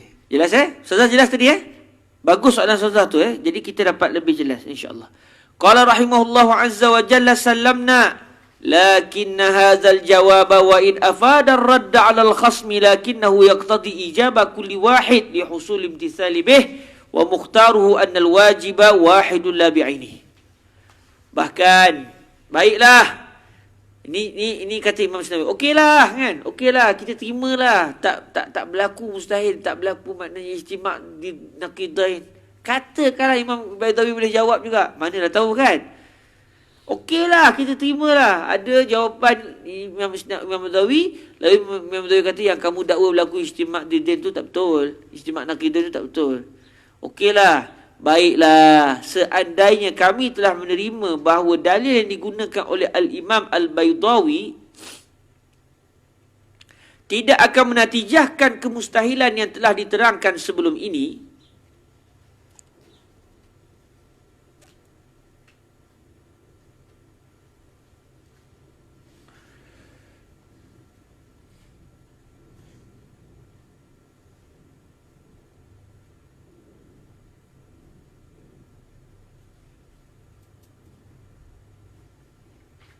okey. Kemustahilan tu dari sudut ijtima' naqidain sebab kullu wahid yad'i annahu huwal mu'arrifu faqat. Kullu wahid minal khisal mudda'in la annahu huwa al mu'arrifu faqat la ghairuhu minal khisal. Jadi kalaulah kita terima bahawa apa yang mustahil yang kita rasa benda itu akan berlaku boleh dipatahkan oleh Imam Baidawi. Beliau ada hujah untuk mengatakan tak berlaku benda mustahil yang kita anggap itu. Akan tetapi jawapan ini sekalipun berfaedah untuk menolak hujah pihak lawan, namun jawapan ini akan membawa kepada mewajibkan setiap satu daripada cabang-cabang al-wajib mukhayyar. Betul tak? Bila kamu pilih konsep al-kulli at-tafsili, iaitu setiap satu mendakwa dialah satu-satunya, mau tak mau kena buat semua. Sebab setiap satu dakwa dia, maka kena buatlah semua sekali. Nampak? Jadi sekarang ni macam mana Imam Baidawi? Kita ni kena buat tiga-tiga ke kena buat satu je? Okeylah, berjayalah tolak dakwaan Al-Khasmu tu, dalil qaul tarajum. Tetapi masalahnya dia menyebabkan Imam Baidawi akan terpaksa mengatakan wajib buat semua sekali kerana setiap satu mendakwa dialah satu-satunya. Apabila buat yang nombor satu, iaitu katakan membebaskan hamba, katakan kita bayangkan berlaku perbualan di antara dia dengan perbuatan membebaskan hamba. Perbuatan membebaskan, terima kasih kamu telah melakukan saya kerana sayalah satu-satunya pemberitahu. Lepas tu yang nombor dua, kenapa tak buat saya? Saya pun satu-satunya pemberitahu. Oh betul ke kena buat yang nombor dua. Lepas tu memberikan pakai, kenapa buat dua? Saya pun satu-satunya juga. Buat yang ketiga. Akhirnya kena buat tiga-tiga. Barulah terhasil kebenaran dakwaan setiap satu dialah satu-satunya. Jadi macam mana pula? Kamu punya mazhab ni apa benda sebenarnya Imam Baidawi? Wajib semua sekali ke wajib satu je? Wajib satu je. Habis tu kalau pilih al-kulli atau sini membawa kepada semua kena buat. Tambah lagi dengan mustahil tu. iaitu ijtima' naqidain. Macam mana pula?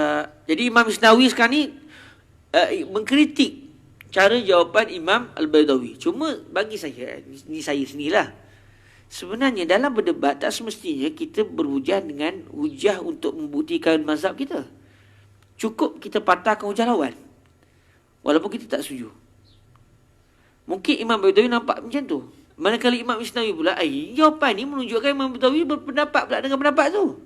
Okey, jadi sebenarnya bukan maknanya saya nak katanya tak mustahil juga Imam Baydawi jawab balik. Boleh jawab balik. Tapi dah Imam Baydawi meninggal dunia sebelum Imam Isnawi, tak terjawab lah. Kan? Tapi di akhirat nanti berasa boleh jawab gitu. Ta'al ya Isnawi. Tak boleh? Tak kan? Sebab Imam Baydawi bukan jalan calang. Tetapi rasa hormat kita kepada Al-Imam Al-Baydawi tidaklah menyebabkan bahawa kita sampai tak bercakap apa. Macam Imam Isnawi ambil sikap sebagai seorang ahli akademik, sebagai seorang ahli ilmu. Benda yang beliau rasa tak betul, boleh sebutlah. Itu amanahnya dalam menyampaikan ilmu. Jadi kita berlapang dada. Kan? Okey, sedangkan pandangan sebenar yang dipilih oleh Al-Imam Al-Baydawi adalah sesungguhnya perbuatan yang wajib adalah satu perbuatan sahaja yang tidak ditentukan zatnya secara khusus. Jadi, kenapa kamu tak jawab terus bila dia kata kalau berlaku imtisal ni dengan sebab kemungkinan 4 perkara. Saya akan batalkan 3, saya akan buktikan 1. Kerana buat kulli at-tafsili ataupun al-kulli al-majmu'i atau wahid ghair muayyan wa huwa ghair mawjud. Kenapa tak jawab yang tu? Itu mazhab kita. Jawab yang tu terus, selesai masalah. Yang pergi pilih yang kedua kenapa? Itu yang menyebabkan bawa ke mustahil lepas tu. Memanglah dia boleh senyap, tapi masalah kami ni tak senyap. Kita yang dalam mazhab ni tak senyap. Benda ni tak betul. Memanglah kau terajum, tak kata apalah. Tapi kita yang satu geng dengan Imam Baydawi ni, macam mana ni kan? Jadi tak lepas. Okey. Tapi itulah, mungkin Imam Baydawi jawab, saya ni peranan saya nak berdepan dengan dia, bukan peranan dengan kamu. Macam orang bersilat tak?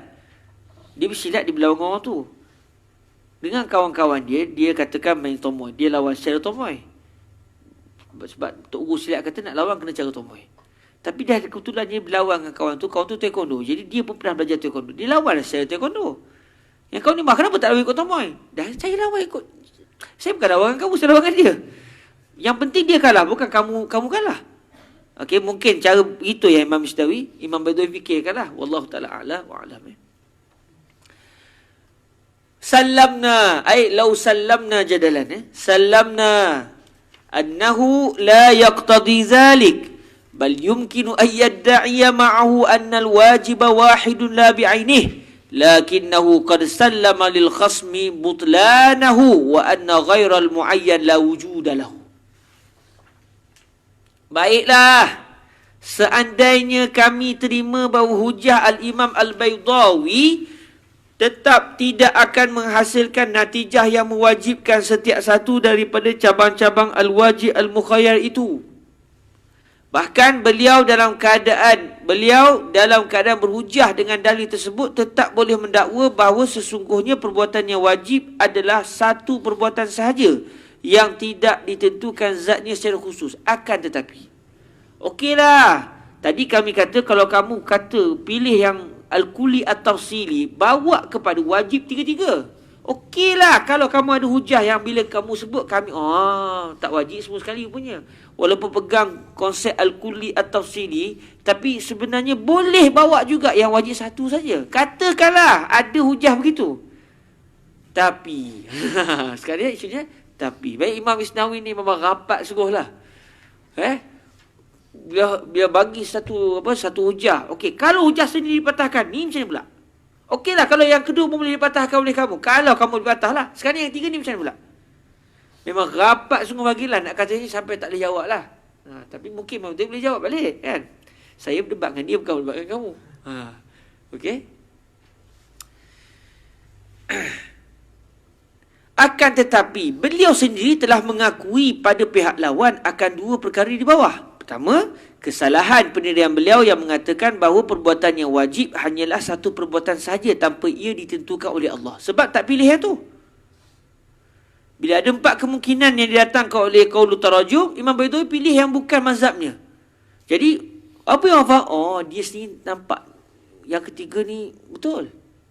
Jadi telah mengakui kebenaran apa yang didakwa oleh qaulul tarajum, bahawa yang ketiga iaitu wahid ghair muayyan ini, kalau kita pilih yang ni salah.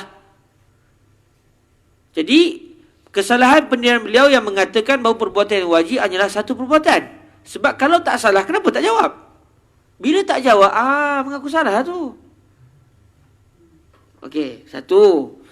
Dan sesungguhnya perbuatan yang tidak ditentukan adalah tidak mempunyai sebarang kewujudan. Sebab pertama, bila kamu tak jawab, kamu tak jawab saja, kamu dah membenarkan bahawa apa yang mereka sebut. Mereka sebut kemungkinan ketiga iaitu wahid ghair muayyan. Yang ni salah. Bila kamu tak kata, dah saya bangkang. Bila kamu tak kata saya bangkang, kamu telah mengatakan secara orang fahamnya, kamu mengakui apa yang disebut oleh Al-Qasm. Lepas tu bila kita tengok Al-Qasmu dakwa ghair maujud. Ghair muayyan, ghair maujud. Dah kamu tak jawab. Kamu pun kata ghair muayyan, ghair maujud.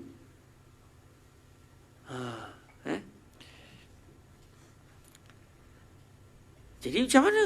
Kita berpegang ghair muayyan maujud. Kenapa tak jawab terus? Jadi Imam Baidawi, Imam Isnawi jadi tak setuju sikit dengan Imam Baidawi. Itulah. Tapi itulah macam saya kata tadi, tak mustahil. Sebenarnya konsepnya adalah konsep debat. Sebab kalau kita buka dalam kitab, contoh macam saya sendiri masa buat kajian tesis dulu, kadang-kadang kita akan nampak berlaku percanggahan antara kalam Imam Fakhruddin Razi dalam kitab ni dengan kitab ni. Tapi bila kita perhati boleh, sebenarnya walaupun bercanggah, sebenarnya salah satu tu dalam ketika debat. Ketika beliau menjawab hujah mazhab satu lagi.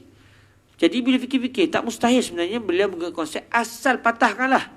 Walaupun saya sendiri tak setuju. Tapi nak katanya, hatta saya guna hujah tak betul pun kamu tak ada jawab. Macam mana kalau saya guna hujah yang betul? Saya jawab hujah tak betul pun kamu tak ada jawab.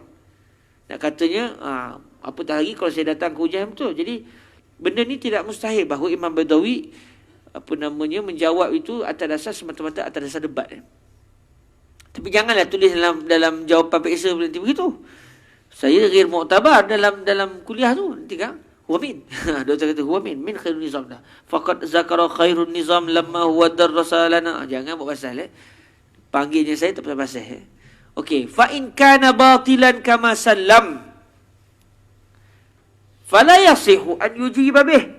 Wa illam yakun batilan bal taslimuhu wal batil fala faidata fi hadha tatwil. Bal kana bihaythu ibtada bi ikhtiyari al-qismi thalith fa innal jawab ala hadha at-taqdir yu'awwalu ilayh. Dia kata Imam Isnawi, seandainya pandangan beliau sebelum ini bahawa perbuatan yang wajib hanyalah satu perbuatan yang tidak ditentukan adalah salah. Sebab bila tak jawab, macam salah lah pendapat tu. Sebagaimana yang telah diakui oleh beliau, iaitu secara yang kita fahamilah. Maka beliau sepatutnya tidak boleh menjawab hujah qaulul tarajum dengan menggunakan hujah bahawa terhasanya pelaksanaan perintah adalah disebabkan si mukallaf melaksanakan setiap satu daripada cabang-cabang kafarah tanpa wujud sebarang perhimpunan perkara pemberi-pemberi kesan ke atas kesan yang satu. Dah kalau kamu tahu mazhab kamu salah, kenapa yang kamu pergi lawan ni? Ngakulah salah tu. Kalau kamu rasa kamu salah. Kan kita begitu. Ni dalam Islam kita diajar begitu. Kalau kita salah, mengaku salah. Contohnya sebab tadi. Janganlah debat lagi. Ni ada ni jawapan bisa tak ingat. Dah kalau kita rasa salah, kabarlah salah. Mengakulah salah tu. Kita berdebat bukan nak menundukkan kawan dan juga lawan. Tapi kita berdebat untuk mencari kebenaran. Kalau kita berdebat akhirnya kita rasa kita salah. Apa yang disebut oleh pihak lawan betul. Mengaku. Ya, saya salah.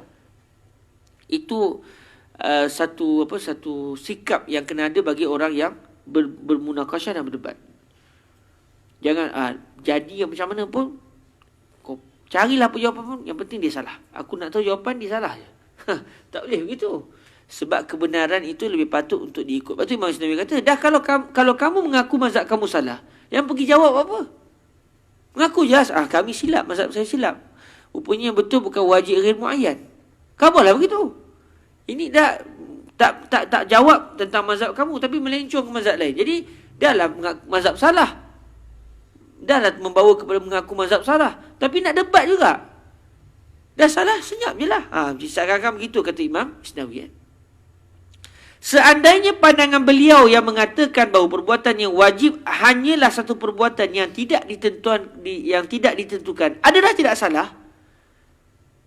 Dan kalau contohnya sekarang kalau mazhab kamu salah, senyaplah. Tak payahlah nak debat lagi wahai Imam Baydawi. Kalau kamu berpendapat mazhab kamu tak salah, iaitu memang yang wajib satu sahaja dan tidak ditentukan, baik kamu masih berpendirian bahawa mazhab kamu adalah benar. Bahkan pengakuan beliau yang mengakui kebenaran pandangan pihak lawanlah sebenarnya yang salah. Cuma yang salahnya kerana tu je lah. Bila kata mazhab kita betul, tapi kita tak jawab, yang itulah salahnya. Salah sebab kita mengaku mazhab kita salah. Padahal kita tetap berada di benar. Kata Mas Nawawi, kalau kamu mengaku mazhab kamu adalah benar dan mazhab pihak lawan adalah salah, maka tiada sebarang faedah di dalam pemanjangan dari sudut penghujahan ini. Yang pergi pilih Al-Quli tafsir dia pasal, kenapa tak terus? Kenapa yang panjang tu dah tahu mazhab kita benar, terus. Okey, orang kata mazhab saya salah sebab apa? Sebab gini. Okey, saya jawab. Macam itulah. Ini mazhab saya salah sebab apa? Gini. Tapi tak jawab itu, pergi jawab benda lain. Kan menyemanjang tu. Okey, jadi Imam Isnawi tak setuju satu. Bahkan beliau dari sudut sekiranya beliau memulakan jawapan untuk menolak hujah pihak lawan dengan terus memilih jawapan yang ketiga, iaitu wahid ghair muayyan, maka sesungguhnya jawapan berdasarkan anggapan ini akan terus menuju kepada bahagian yang ketiga. Maka kalau pilih yang ketiga, terus kita boleh fokus kepada yang ketiga dan terus kita boleh membuktikan mazhab kita benar. Dan kita tengoklah apa pula pihak lawan nak kata apa.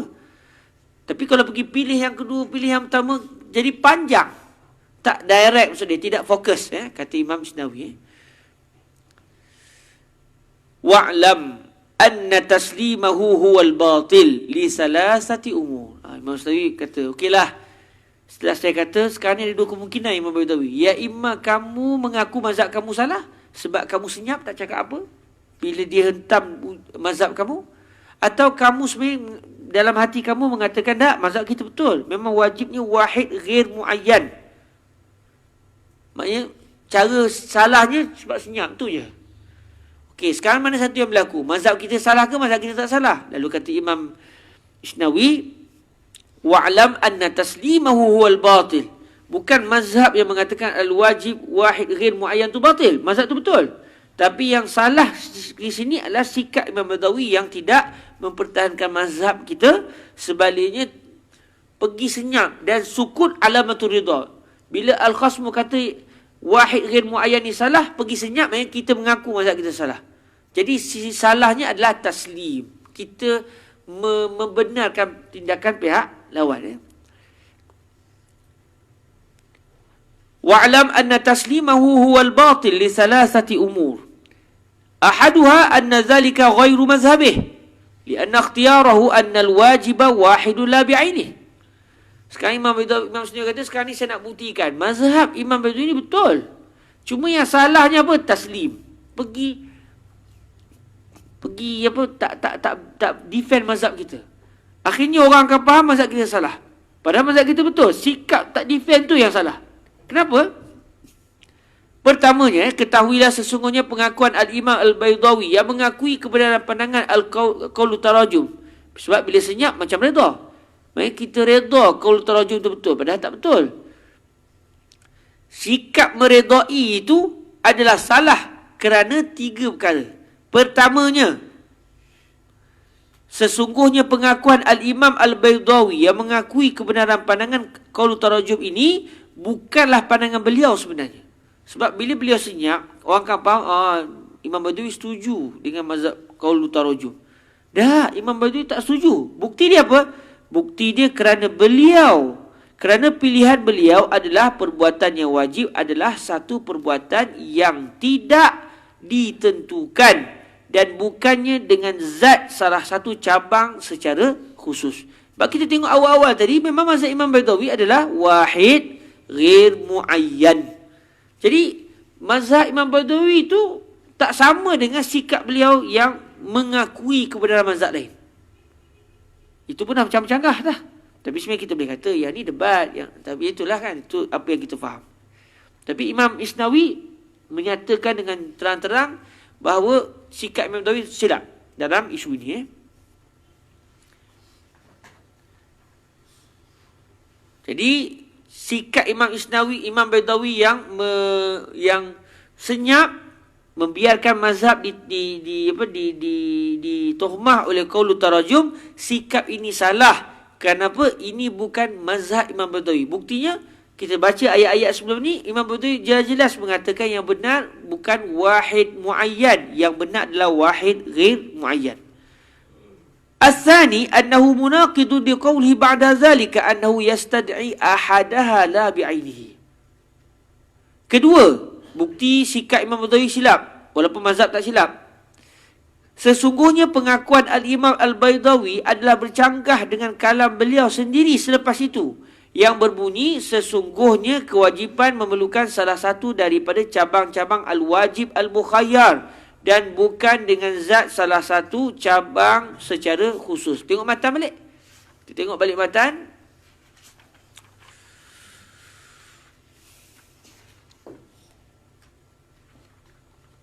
Wa ujiba 'anil awwal bi anna al-imtithal bi kulli wahid. Ini yang jadi pertikaian ni. Kemudian wa 'anis tsani, jawapan yang kedua pula, annahu yastadi ahadaha la bi'ainihi.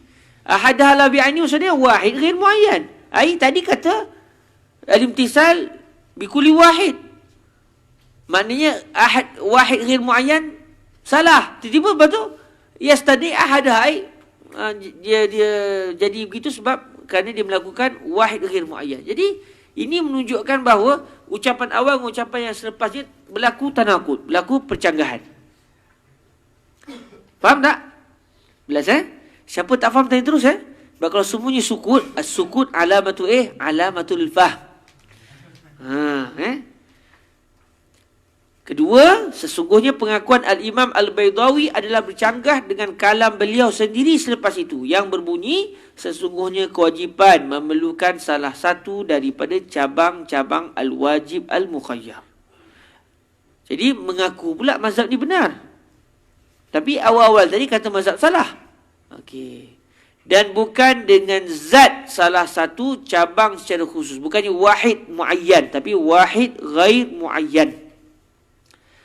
Al-thalithu anna ghairal muayyan innama la yujadu idza kana mujarradan 'anil musyakhkhasat wa yujadu idza kana fi dhimni musyakhkhas bidalilil kulliyyi tabi'i ka mutlaqil insan fa innahu mawjudun ma anna al-mahiyatil kulliyyata la wujuda laha. Ketiganya, sekarang Imam Isnawi nak jawab. Sebab bila Imam Baidawi tak jawab, Imam Isnawi jawablah. Sebab pihak sana mendakwa ghairul muayyan ghairul mawjud. Sekarang Imam Isnawi nak beritahu, bukan. Ghairul muayyan mawjud. Bukti dia apa? Sesungguhnya perbuatan yang tidak ditentukan hanyalah tidak wujud apabila perbuatan yang tidak ditentukan itu dikosongkan daripada perkara-perkara yang dizahirkan. Satu perbuatan daripada tiga perbuatan yang saya pun tak tahu tiga perbuatan itu apa. Ketika itu baru tak wujud. Saya suruh kamu buat satu benda daripada tiga benda yang saya pun tak tahu apa benda tiga benda tu. Tapi salah satu awak kena buat. Yang tu ghair mawjud. Sebab dia merupakan satu perbuatan yang tak ditentukan, yang tidak dipagari dengan perbuatan yang ditentukan. Ia mujarrad anil musyakhasat. Dia dikosongkan terus daripada benda-benda lain. Satu perbuatan daripada perbuatan-perbuatan yang juga tidak ditentukan. Yang tu tidak wujud. Okey? Sesungguhnya perbuatan yang tidak ditentukan hanyalah tidak wujud apabila perbuatan yang tidak ditentukan itu dikosongkan daripada perkara-perkara yang dizahirkan. Perbuatan yang tidak ditentukan akan wujud apabila berada di dalam lingkungan perkara yang dizahirkan. Satu perbuatan daripada membebaskan hamba atau memberi pakaian atau memberi makanan, salah satu sahaja. Wujud. Buat yang tu, wujud lah dia. Tak? Selagi tak buat, tak wujud. Dia masih lagi sama-sama lah. Buat satu, selesai lah. Tapi kalau yang mula-mula tu macam mana? Buat satu perbuatan dia, daripada 3 perbuatan yang saya pun tak tahu 3 perbuatan tu benda. Nak buat macam mana? Tak boleh nak buat. Tapi kalau, okey, ada 3 perbuatan, membebaskan hamba, bagi pakaian kepada 10 orang miskin dan beri makanan kepada 10 orang miskin. Buat salah satu. Boleh tak diwujudkan? Boleh. Buat satu, wujudlah dia. Okey.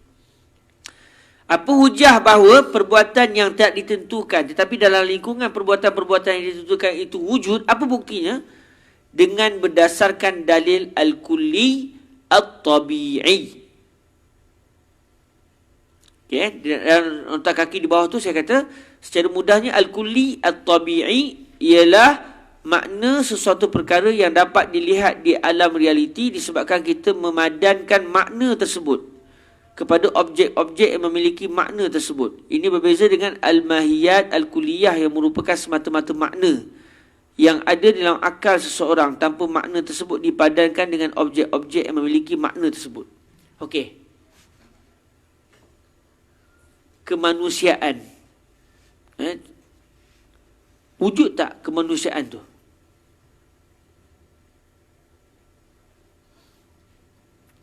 Makna manusia tu, hayawan natiq, wujud tak? Ada tak kita nampak satu makna yang namanya hayawan natiq berjalan kat kita? Yang kita nampak objek yang dipadankan dengan makna. Yang kita nampak objek saya, dalam diri saya ada hayawan natiq. Ada pada sahabat juga. Tapi nampak tak? Tak ada jasad tapi nampak makna tu berjalan. Kesedihan. Nampak, kenapa kesedihan ni warna hijau nampak sedih teruk sangat ni? Sebab kalau dia sedih biasa, dia warna merah je. Ini sampai ke hijau dah ni. Sedih sangat ni. Kenapa ni? Mana dia punya orang ni? Kesedihan tu berjalan, nampak? Kalau nampak, karamah lah. Tak ada. Jadi makna semata-mata, makna tu dia jelas. Kita faham, tapi dia tak wujud, tak nampak. Sedih, kemanusiaan, kemarahan, yang kita nampak perbuatan tu yang dipadankan dengan kemarahan. Tapi semata-mata kemarahan nampak? Nampak kemarahan tu bergantung, terbang je. Nampak? Tak ada.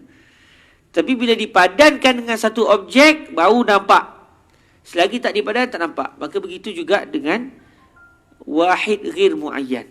Selagi tak dipadankan, tak wujudlah dia. Tapi apabila dipadankan saja, wujudlah dia. Okey? Bidalil al-kulliyi at-tabi'i. Kamutlaqil insan fa innahu mawjudun ma'a anna al-mahiyatil kulliyata la wujuda laha. Contohnya adalah seperti manusia yang bersifat mutlak. Sesungguhnya manusia semata-mata tanpa dipadankan dengan zat. Erti kemanusiaan semata-mata tanpa dipadankan kepada orang tertentu. Sesungguhnya manusia adalah objek yang wujud. Insan ni maksud dia manusia yang berobjek tu lah. Kamutlaqil insan. Kalimah al-insan secara mutlak, dia wujud.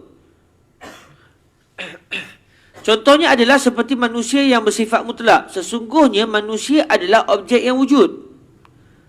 Dalam keadaan al-mahiyat al-kulliyah bagi manusia adalah tidak wujud.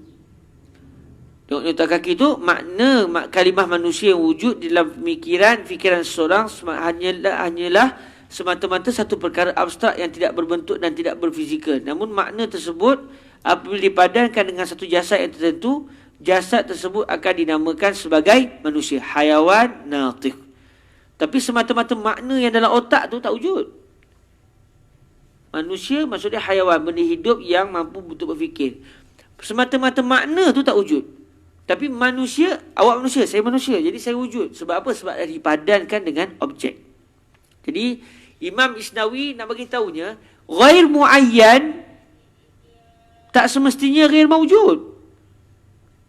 Manusia wujud, sedangkan makna manusia tak wujud. Kita tak nampak makna tu. Kemarahan tak wujud, tapi kita tahu wujud dia wujud bila dipadankan. Jadi begitu juga dengan ahadul khisal. Kalau semata-mata ahadul khisal, semata-mata ahadul khisal tanpa dipadankan dengan perbuatan-perbuatan tertentu, memang tak wujud. Tapi kalau dipadankan, memang dia akan wujud. Walaupun dia ghair muayyan. Dia agak mencabar ni. Tapi boleh faham tak? Boleh faham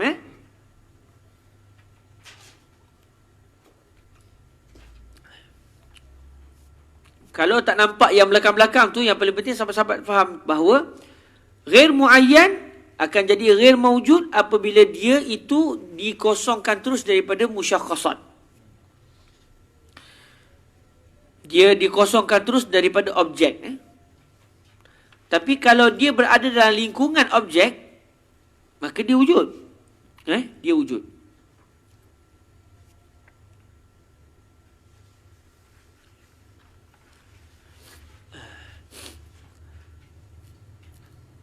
Tapi benda ni senang je kan. Rasa jelas dah, senang. Macam benda yang abstrak, benda yang bersifat maknawi,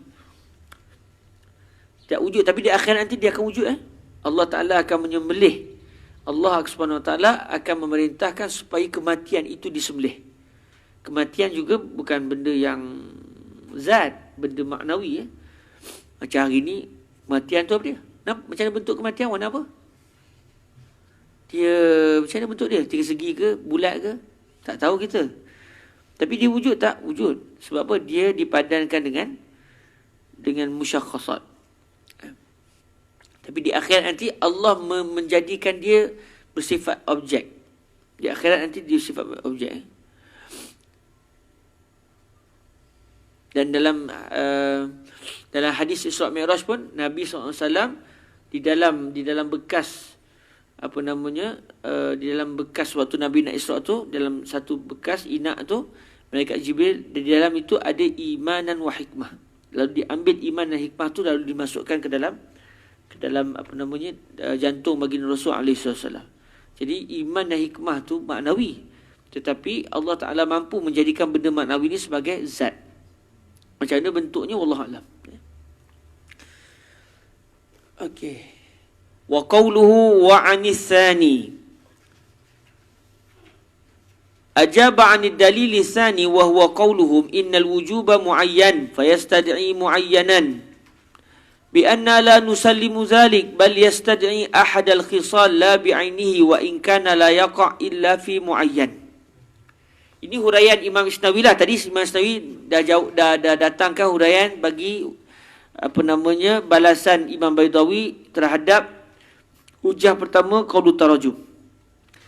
Tambah lagi dengan kritikan Imam Isnawi terhadap Imam Baydawi. Selesai yang tu. Sekarang masuk pula apa maksud qaul Imam Baydawi wa 'anis tsani. Maksudnya jawapan Imam Baydawi terhadap kritikan kedua lah. Qaulu tarajum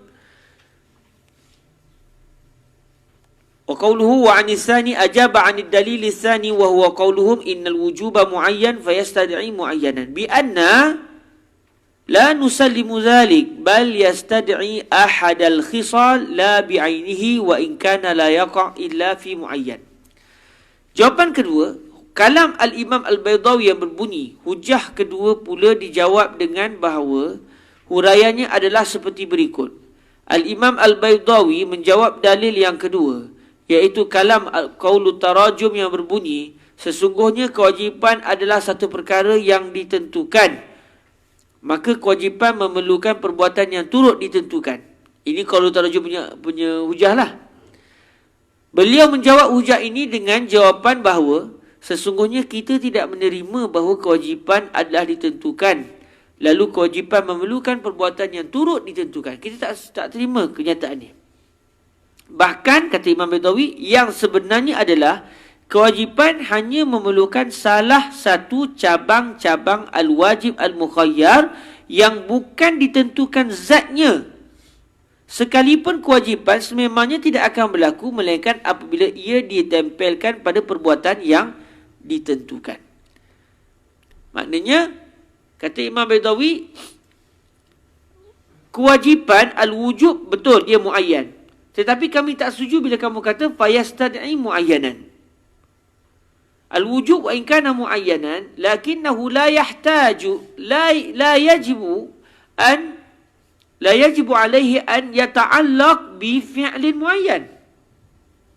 Bal yajuzu an yata'allaq bi fi'lin ghairi muayyanin min dimni al-af'alil muayyanah. Lepas tu dia kata di sini, bahkan yang sebenarnya adalah kewajipan hanya memerlukan salah satu cabang-cabang al-wajib al-mukhayyar yang bukan ditentukan zatnya. Kita tak tentukan kena buat mana satu kan. Yang penting salah satu. Tapi salah satu pun daripada perbuatan-perbuatan yang jelas lah. Cuma salah satu tu terserah pada kita. Cuma kata Imam Isnawi sini, sekalipun memanglah tak dapat dinafikan lah, kewajipan sememangnya tidak akan berlaku melainkan apabila ia ditempelkan pada perbuatan yang ditentukan. Selagi tak dibuat, tak berlakulah perbuatan wajib tu. Satu orang dia bercangah, dia bersumpah dan akhirnya tak mampu buat. Akhirnya dia kena kafarah sumpah. Dia diwajibkan untuk menebus sumpah. Dia kena buat apa? Kena pilih salah satu. Dekat 4-5 tahun tak pilih-pilih lagi. Berlaku perbuatan wajib tu tak berlaku lagi lah. Tak wujud lagi lah. Sebab dia hanya akan berlaku apabila dipilih. Apa perbuatan wajib tu? Salah satu. Dia pun pilih. Pilih-pilih saja. Dia pilih katakan membebaskan hamba. Tahulah kita membebaskan hamba telah menjadi perbuatan wajib ke atas si fulan tadi. Okey? Sebab tu disebut sini, sekalipun kewajipan sememangnya tidak akan berlaku melainkan apabila ia ditempelkan pada perbuatan yang ditentukan. Selagi tak dibuat, tak berlaku lagi lah pelaksanaan perintah tu.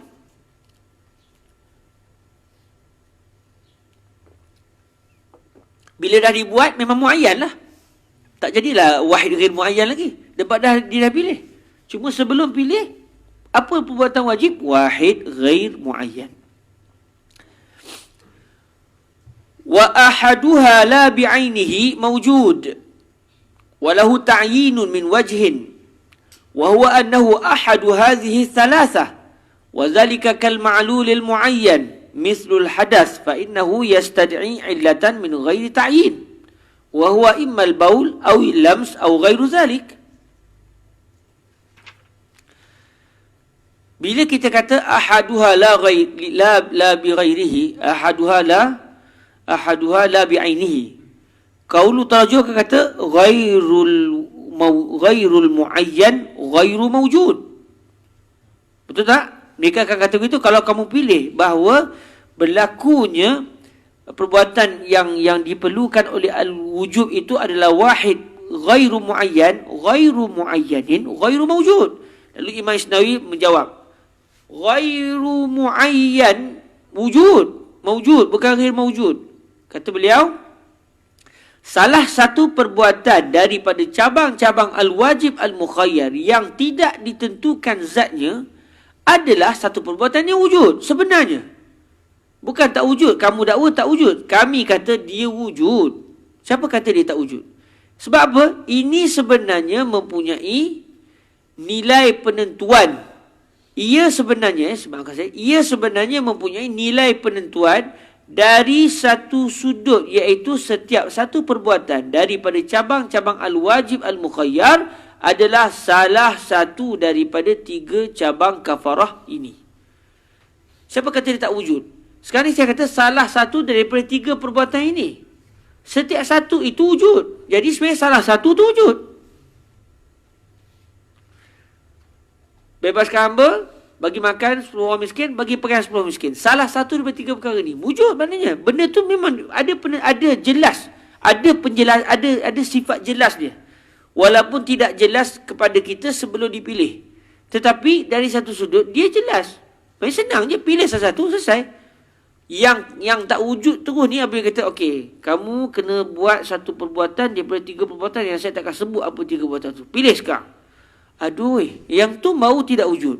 Nak buat macam mana satu perbuatan daripada 3 perbuatan yang tidak wujud? Kalau satu perbuatan daripada 3 perbuatan yang wujud, yang jelas kita tahu apa hakikat dia, selesai masalah. Boleh dibuat sangat.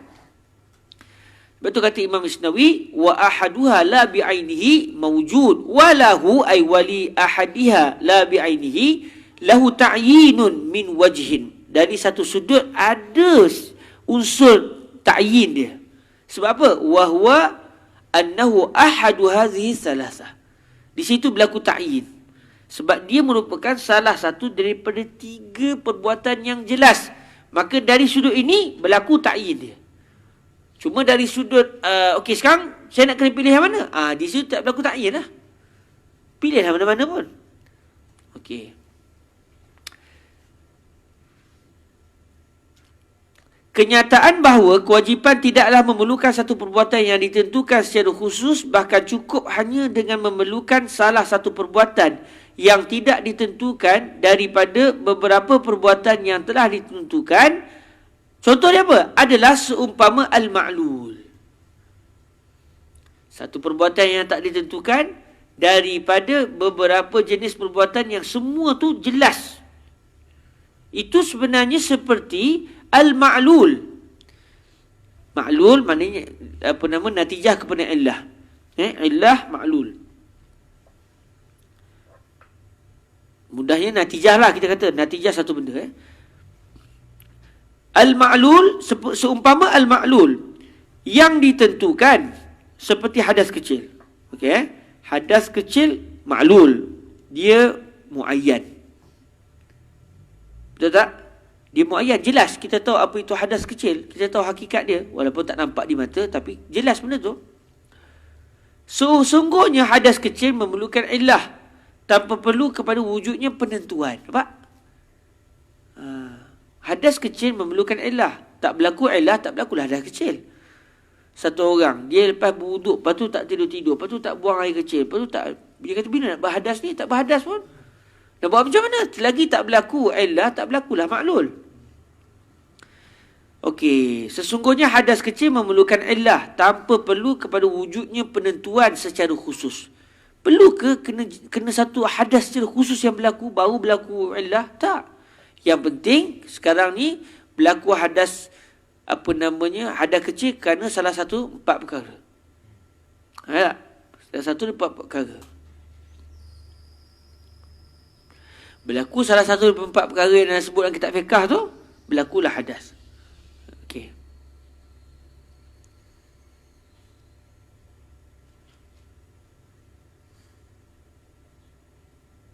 Khuruju syai'in min qubulihi aw duburihi illa al-mani.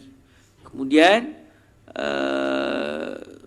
izalatul aqli, dan yang ketiga adalah masul mar'ah ajnabiyah. Satu lagi apa? Terlupalah. Lama tak mula Minhajul Talibin. Satu lagi apa? Zawalul aqli illa nauma makin ingat boleh. Ketiga, khuruj syai'un zawalul aqli illa nauma makin maqdahu. Yang ketiga, masuk kubul adami di batnil kafi, megang kemaluan. Yang keempat adalah berlaku persentuhan kulit di antara ajnabiyah. Jadi kena 4 berlaku ke baru ni, ataupun mesti dah ditentukan yang ni saja ke, bukan yang ketiga? Tak, asal apa saja salah satu kan jelas tu. Jadi berlaku sebenarnya dia wujud. Siapa kata tak wujud kan? Sesungguhnya hadas kecil memerlukan illah tanpa perlu kepada wujudnya penentuan secara khusus, iaitu sama ada buang air kecil atau sentuhan antara kulit lelaki dengan kulit wanita yang bukan mahram tanpa sebarang lapik, atau selain daripada itu. Berlaku je salah satu tu, berlakulah illah. Berlakulah maklul. Kenapa Ustaz Adham minat sangat nampak tu? Suka Ustaz Adham Fahamlah tu seronok Alhamdulillah. Wa hadzal jawabu la zikra lahu fi kutubil imami wala kutubi atba'ihi wa qad taqaddama annahu mukhalifun lima sallamahu lil khasmi lakinnahu sahihun fi nafsihi. Jawapan yang disebut oleh Al-Imam Al-Isnawi ini, yang merupakan huraian kepada kalam Imam Badawi yang asal, iaitu dia kerana ahaduha la bi'ainihi, berlakunya perbuatan itu dia yang bertepek dengan al-wujud adalah ahadul khisal la bi'ainihi. Kata Imam Isnawi, jawapan ini tak disebutkan di dalam kitab-kitab Al-Imam Ar-Razi. Kalau buka dalam Al-Masud tak jumpa jawapan yang kedua ni. Dan tidak juga disebutkan dalam kitab-kitab pengikut-pengikut beliau. Imam Tajuddin Al-Mawi ke, Sirajuddin ke, tak ada kitab ni. Maksudnya Imam Baydawi mendatangkan jawapan yang cantik lah, tambahan. Sebelum ini telah dinyatakan bahawa jawapan Al-Imam Al-Baydawi ini bercanggah dengan apa yang diakui oleh beliau pada pihak lawan. Tapi itulah, memanglah betul jawapan ni. Tapi masalahnya tadi, masa jawab jawapan pertama tu, mengaku mazhab kita betul. Imam Isnawi masih lagi marah ya. Okay. Masih lagi tak setujulah kan. Okey. Akan tetapi jawapan ini pada hakikatnya lah betul. Jawapan yang kedua ni memang betul lah. Kita pun tak ada masalah pula. Betul lah, betul. Memang betul lah. Al-wujub yata'allaq bi ahadi al-khisal la bi'ainihi. Cuma itulah jawapan pertama tadi salah. Dan telah menyebabkan mazhab kita jadi tak betul. Jadi itulah. Tapi tak apalah. Jawapan ni betul. Tapi jawapan yang mula salah. Kata Imam Isnawi. Qawluhu wa 'anil akhirain ay wa ujiba 'anil akhirain wa huma ath-thawab wal 'iqab bi annahu idza ata bil kull fayastahiqqu ath-thawab 'ala majmu'i umurin la yajuzu tarku kulliha wa la yajibu fi'luha. Jawapan ketiga dan keempat. Kata-kata Al-Imam Al-Baydawi yang berbunyi, dua hujah yang terakhir pula dijawab dengan huraiannya ialah dua hujah yang terakhir yang dinyatakan oleh qaulut tarajum, iaitu pahala dan dosa, dijawab dengan hujah bahawa sesungguhnya seseorang mukallaf apabila telah melakukan semua cabang al-wajib al-mukhayyar secara serentak, maka dia layak untuk mendapat pahala atas sebab dia telah melakukan keseluruhan perkara-perkara tersebut dalam keadaan dia tidak boleh meninggalkan semua cabang-cabang tersebut, dan tidaklah pula wajib ke atasnya untuk melakukan semua cabang-cabang tersebut. Jadi kenapa dapat pahala? Sebab dia dah buat semua sekali. Semua wajib ke? Tak. Bukan sebab semua wajib. Tapi satu saja wajib. Memang kalau tinggal semua, tinggal berdosa, semua berdosa. Kalau tinggal semua, jadi berdosa. Jadi dia dapat pahala kerana dia melakukan semua perbuatan tadi yang kalau tinggal semua berdosa, kalau buat satu saja sudah cukup. Jadi dia dapat pahala sebab itu. Katanya Imam Al-Baydawi. Wal musannif wa'ada bi zikril jawabain wa lam yujib 'anil 'iqab. Wa qad waqa'a zikruhu fi ba'd an-nusakh faqal yastahiqqu thawaba wa 'iqaba umurin. Pengarang kitab ini iaitu Imam Al-Baydawi telah berjanji untuk menyatakan kedua-dua jawapan untuk menolak hujah yang ditimbulkan oleh pihak lawan yang berkaitan dengan isu pahala dan dosa. Tetapi beliau tidak pula menjawab isu yang berkaitan dengan dosa. Sebab kalau tengok dalam matan tadi, disebut yastahiqqu thawaba umurin. Hanya itu je. Padahal asal-asal kata wa 'anil akhirain. Wa 'anil akhirain maknanya jawapan untuk dua hujah yang terakhir iaitu isu pahala dan isu dosa. Kemudian sebut yastahiqqu thawaba umurin sampai ke akhir. Jadi kata Imam Isnawi, beliau janji nak jawab dua-dua, tapi yang beliau jawab sebenarnya hanya satu. Yang tak dijawab adalah iqab. Pengarang kitab ini telah berjanji untuk menyatakan kedua-dua jawapan untuk menolak hujah yang ditimbulkan oleh pihak lawan yang berkaitan dengan isu pahala dan dosa. Tetapi beliau tidak pula menjawab isu yang berkait dengan dosa. Walau bagaimanapun, dalam sebahagian nuskah kitab Minhaj Al-Usul, iaitu matan Minhaj Al-Usul kita ni, ada disebut jawapan terhadap isu dosa. Lalu beliau telah berkata, berdasarkan nuskah sebahagian maktutat, sebab kitab dulu semuanya disaling dengan tangan kan. Jadi ada orang dapat, dia jumpa ini kitab yang sama tapi dalam tulisan tangan orang lain lah. Disebut dalam kitab tu yastahiqqu thawaba wa 'iqaba umurin. Jadi bila tambah je wa 'iqaba, jadi dia jawab dua serentak. Tapi nuskah kitab Minhajul Usul yang ada dalam tangan Imam Isnawi pula hanya yastahiqqu thawaba umurin. Jadi tak jawablah tentang isu iqab, isu dosa. Namun kata Imam Isnawi, saya tak nafikanlah, ada orang tunjuk kat saya, contohnya ada nuskah yang mana kitab Imam Baydawi yang ada dekat dia ada kalimah wa iqab. Tapi cara Imam Isnawi sebut ni macam Imam Isnawi kata itu bukan daripada kalam Imam Baydawi tu. Sebab kadang-kadang bila kita zaman dulu bila dia tulisan kitab, tangan. Bila contoh masa mengajar, ni silap ni, tinggal ni, patutnya macam ni. Dia tambah. Bila tambah, orang lepas tu ingat yang tambahan itu daripada mu'alif. Sedangkan sebenarnya tambahan itu daripada orang yang datang selepas mu'alif. Pemilik kitab tu sendiri. Kitab tu dikarang oleh Imam Baydawi. Akhirnya dia zaman dulu dia kata, aku naklah kitab ni. Syekh, kita tolong salin, aku bagi kat kau $100. Orang pun salin. Pada dia salin, dia pun ambil. Kitab milik dia lah. Tapi pengarangnya Imam Baydawi. Macam kita lah zaman kitab betul state zaman sekarang kan. Betul state. Silap ni. Tak betul Imam Baydawi ni. Patutkan sebut yastahiku sawaba wa'iqab. Dia pun betul kan. Wa'iqab. Akhirnya orang ingat yang tu daripada Imam Baydawi. Sedangkan itu daripada pemilik nuskhah tu sendiri. Jadi seakan-akan bila Imam Isnawi tak berpada dengan nuskhah yang satu lagi, menunjukkan seakan-akan Imam Isnawi berpendapat nuskhah yang ada wa'iqab itu bukan daripada ucapan asal Imam Baydawi, itu orang lain punya tambahan. Walau bagaimanapun dalam sebahagian nuskhah kitab Minhajul Usul ada disebut jawapan terhadap isu dosa, lalu beliau telah berkata si mukallaf layak untuk menerima pahala dan dosa bagi perkara-perkara yang ditentukan, yang tak wajib buat semua dan mesti dan tak boleh tinggal semua. Alhamdulillah. Okey, kita berhenti rehat sekejap. Lebih kurang dalam setengah jam. Saya takut nanti kawan-kawan state ni semuanya dah tak kira kopiah dah.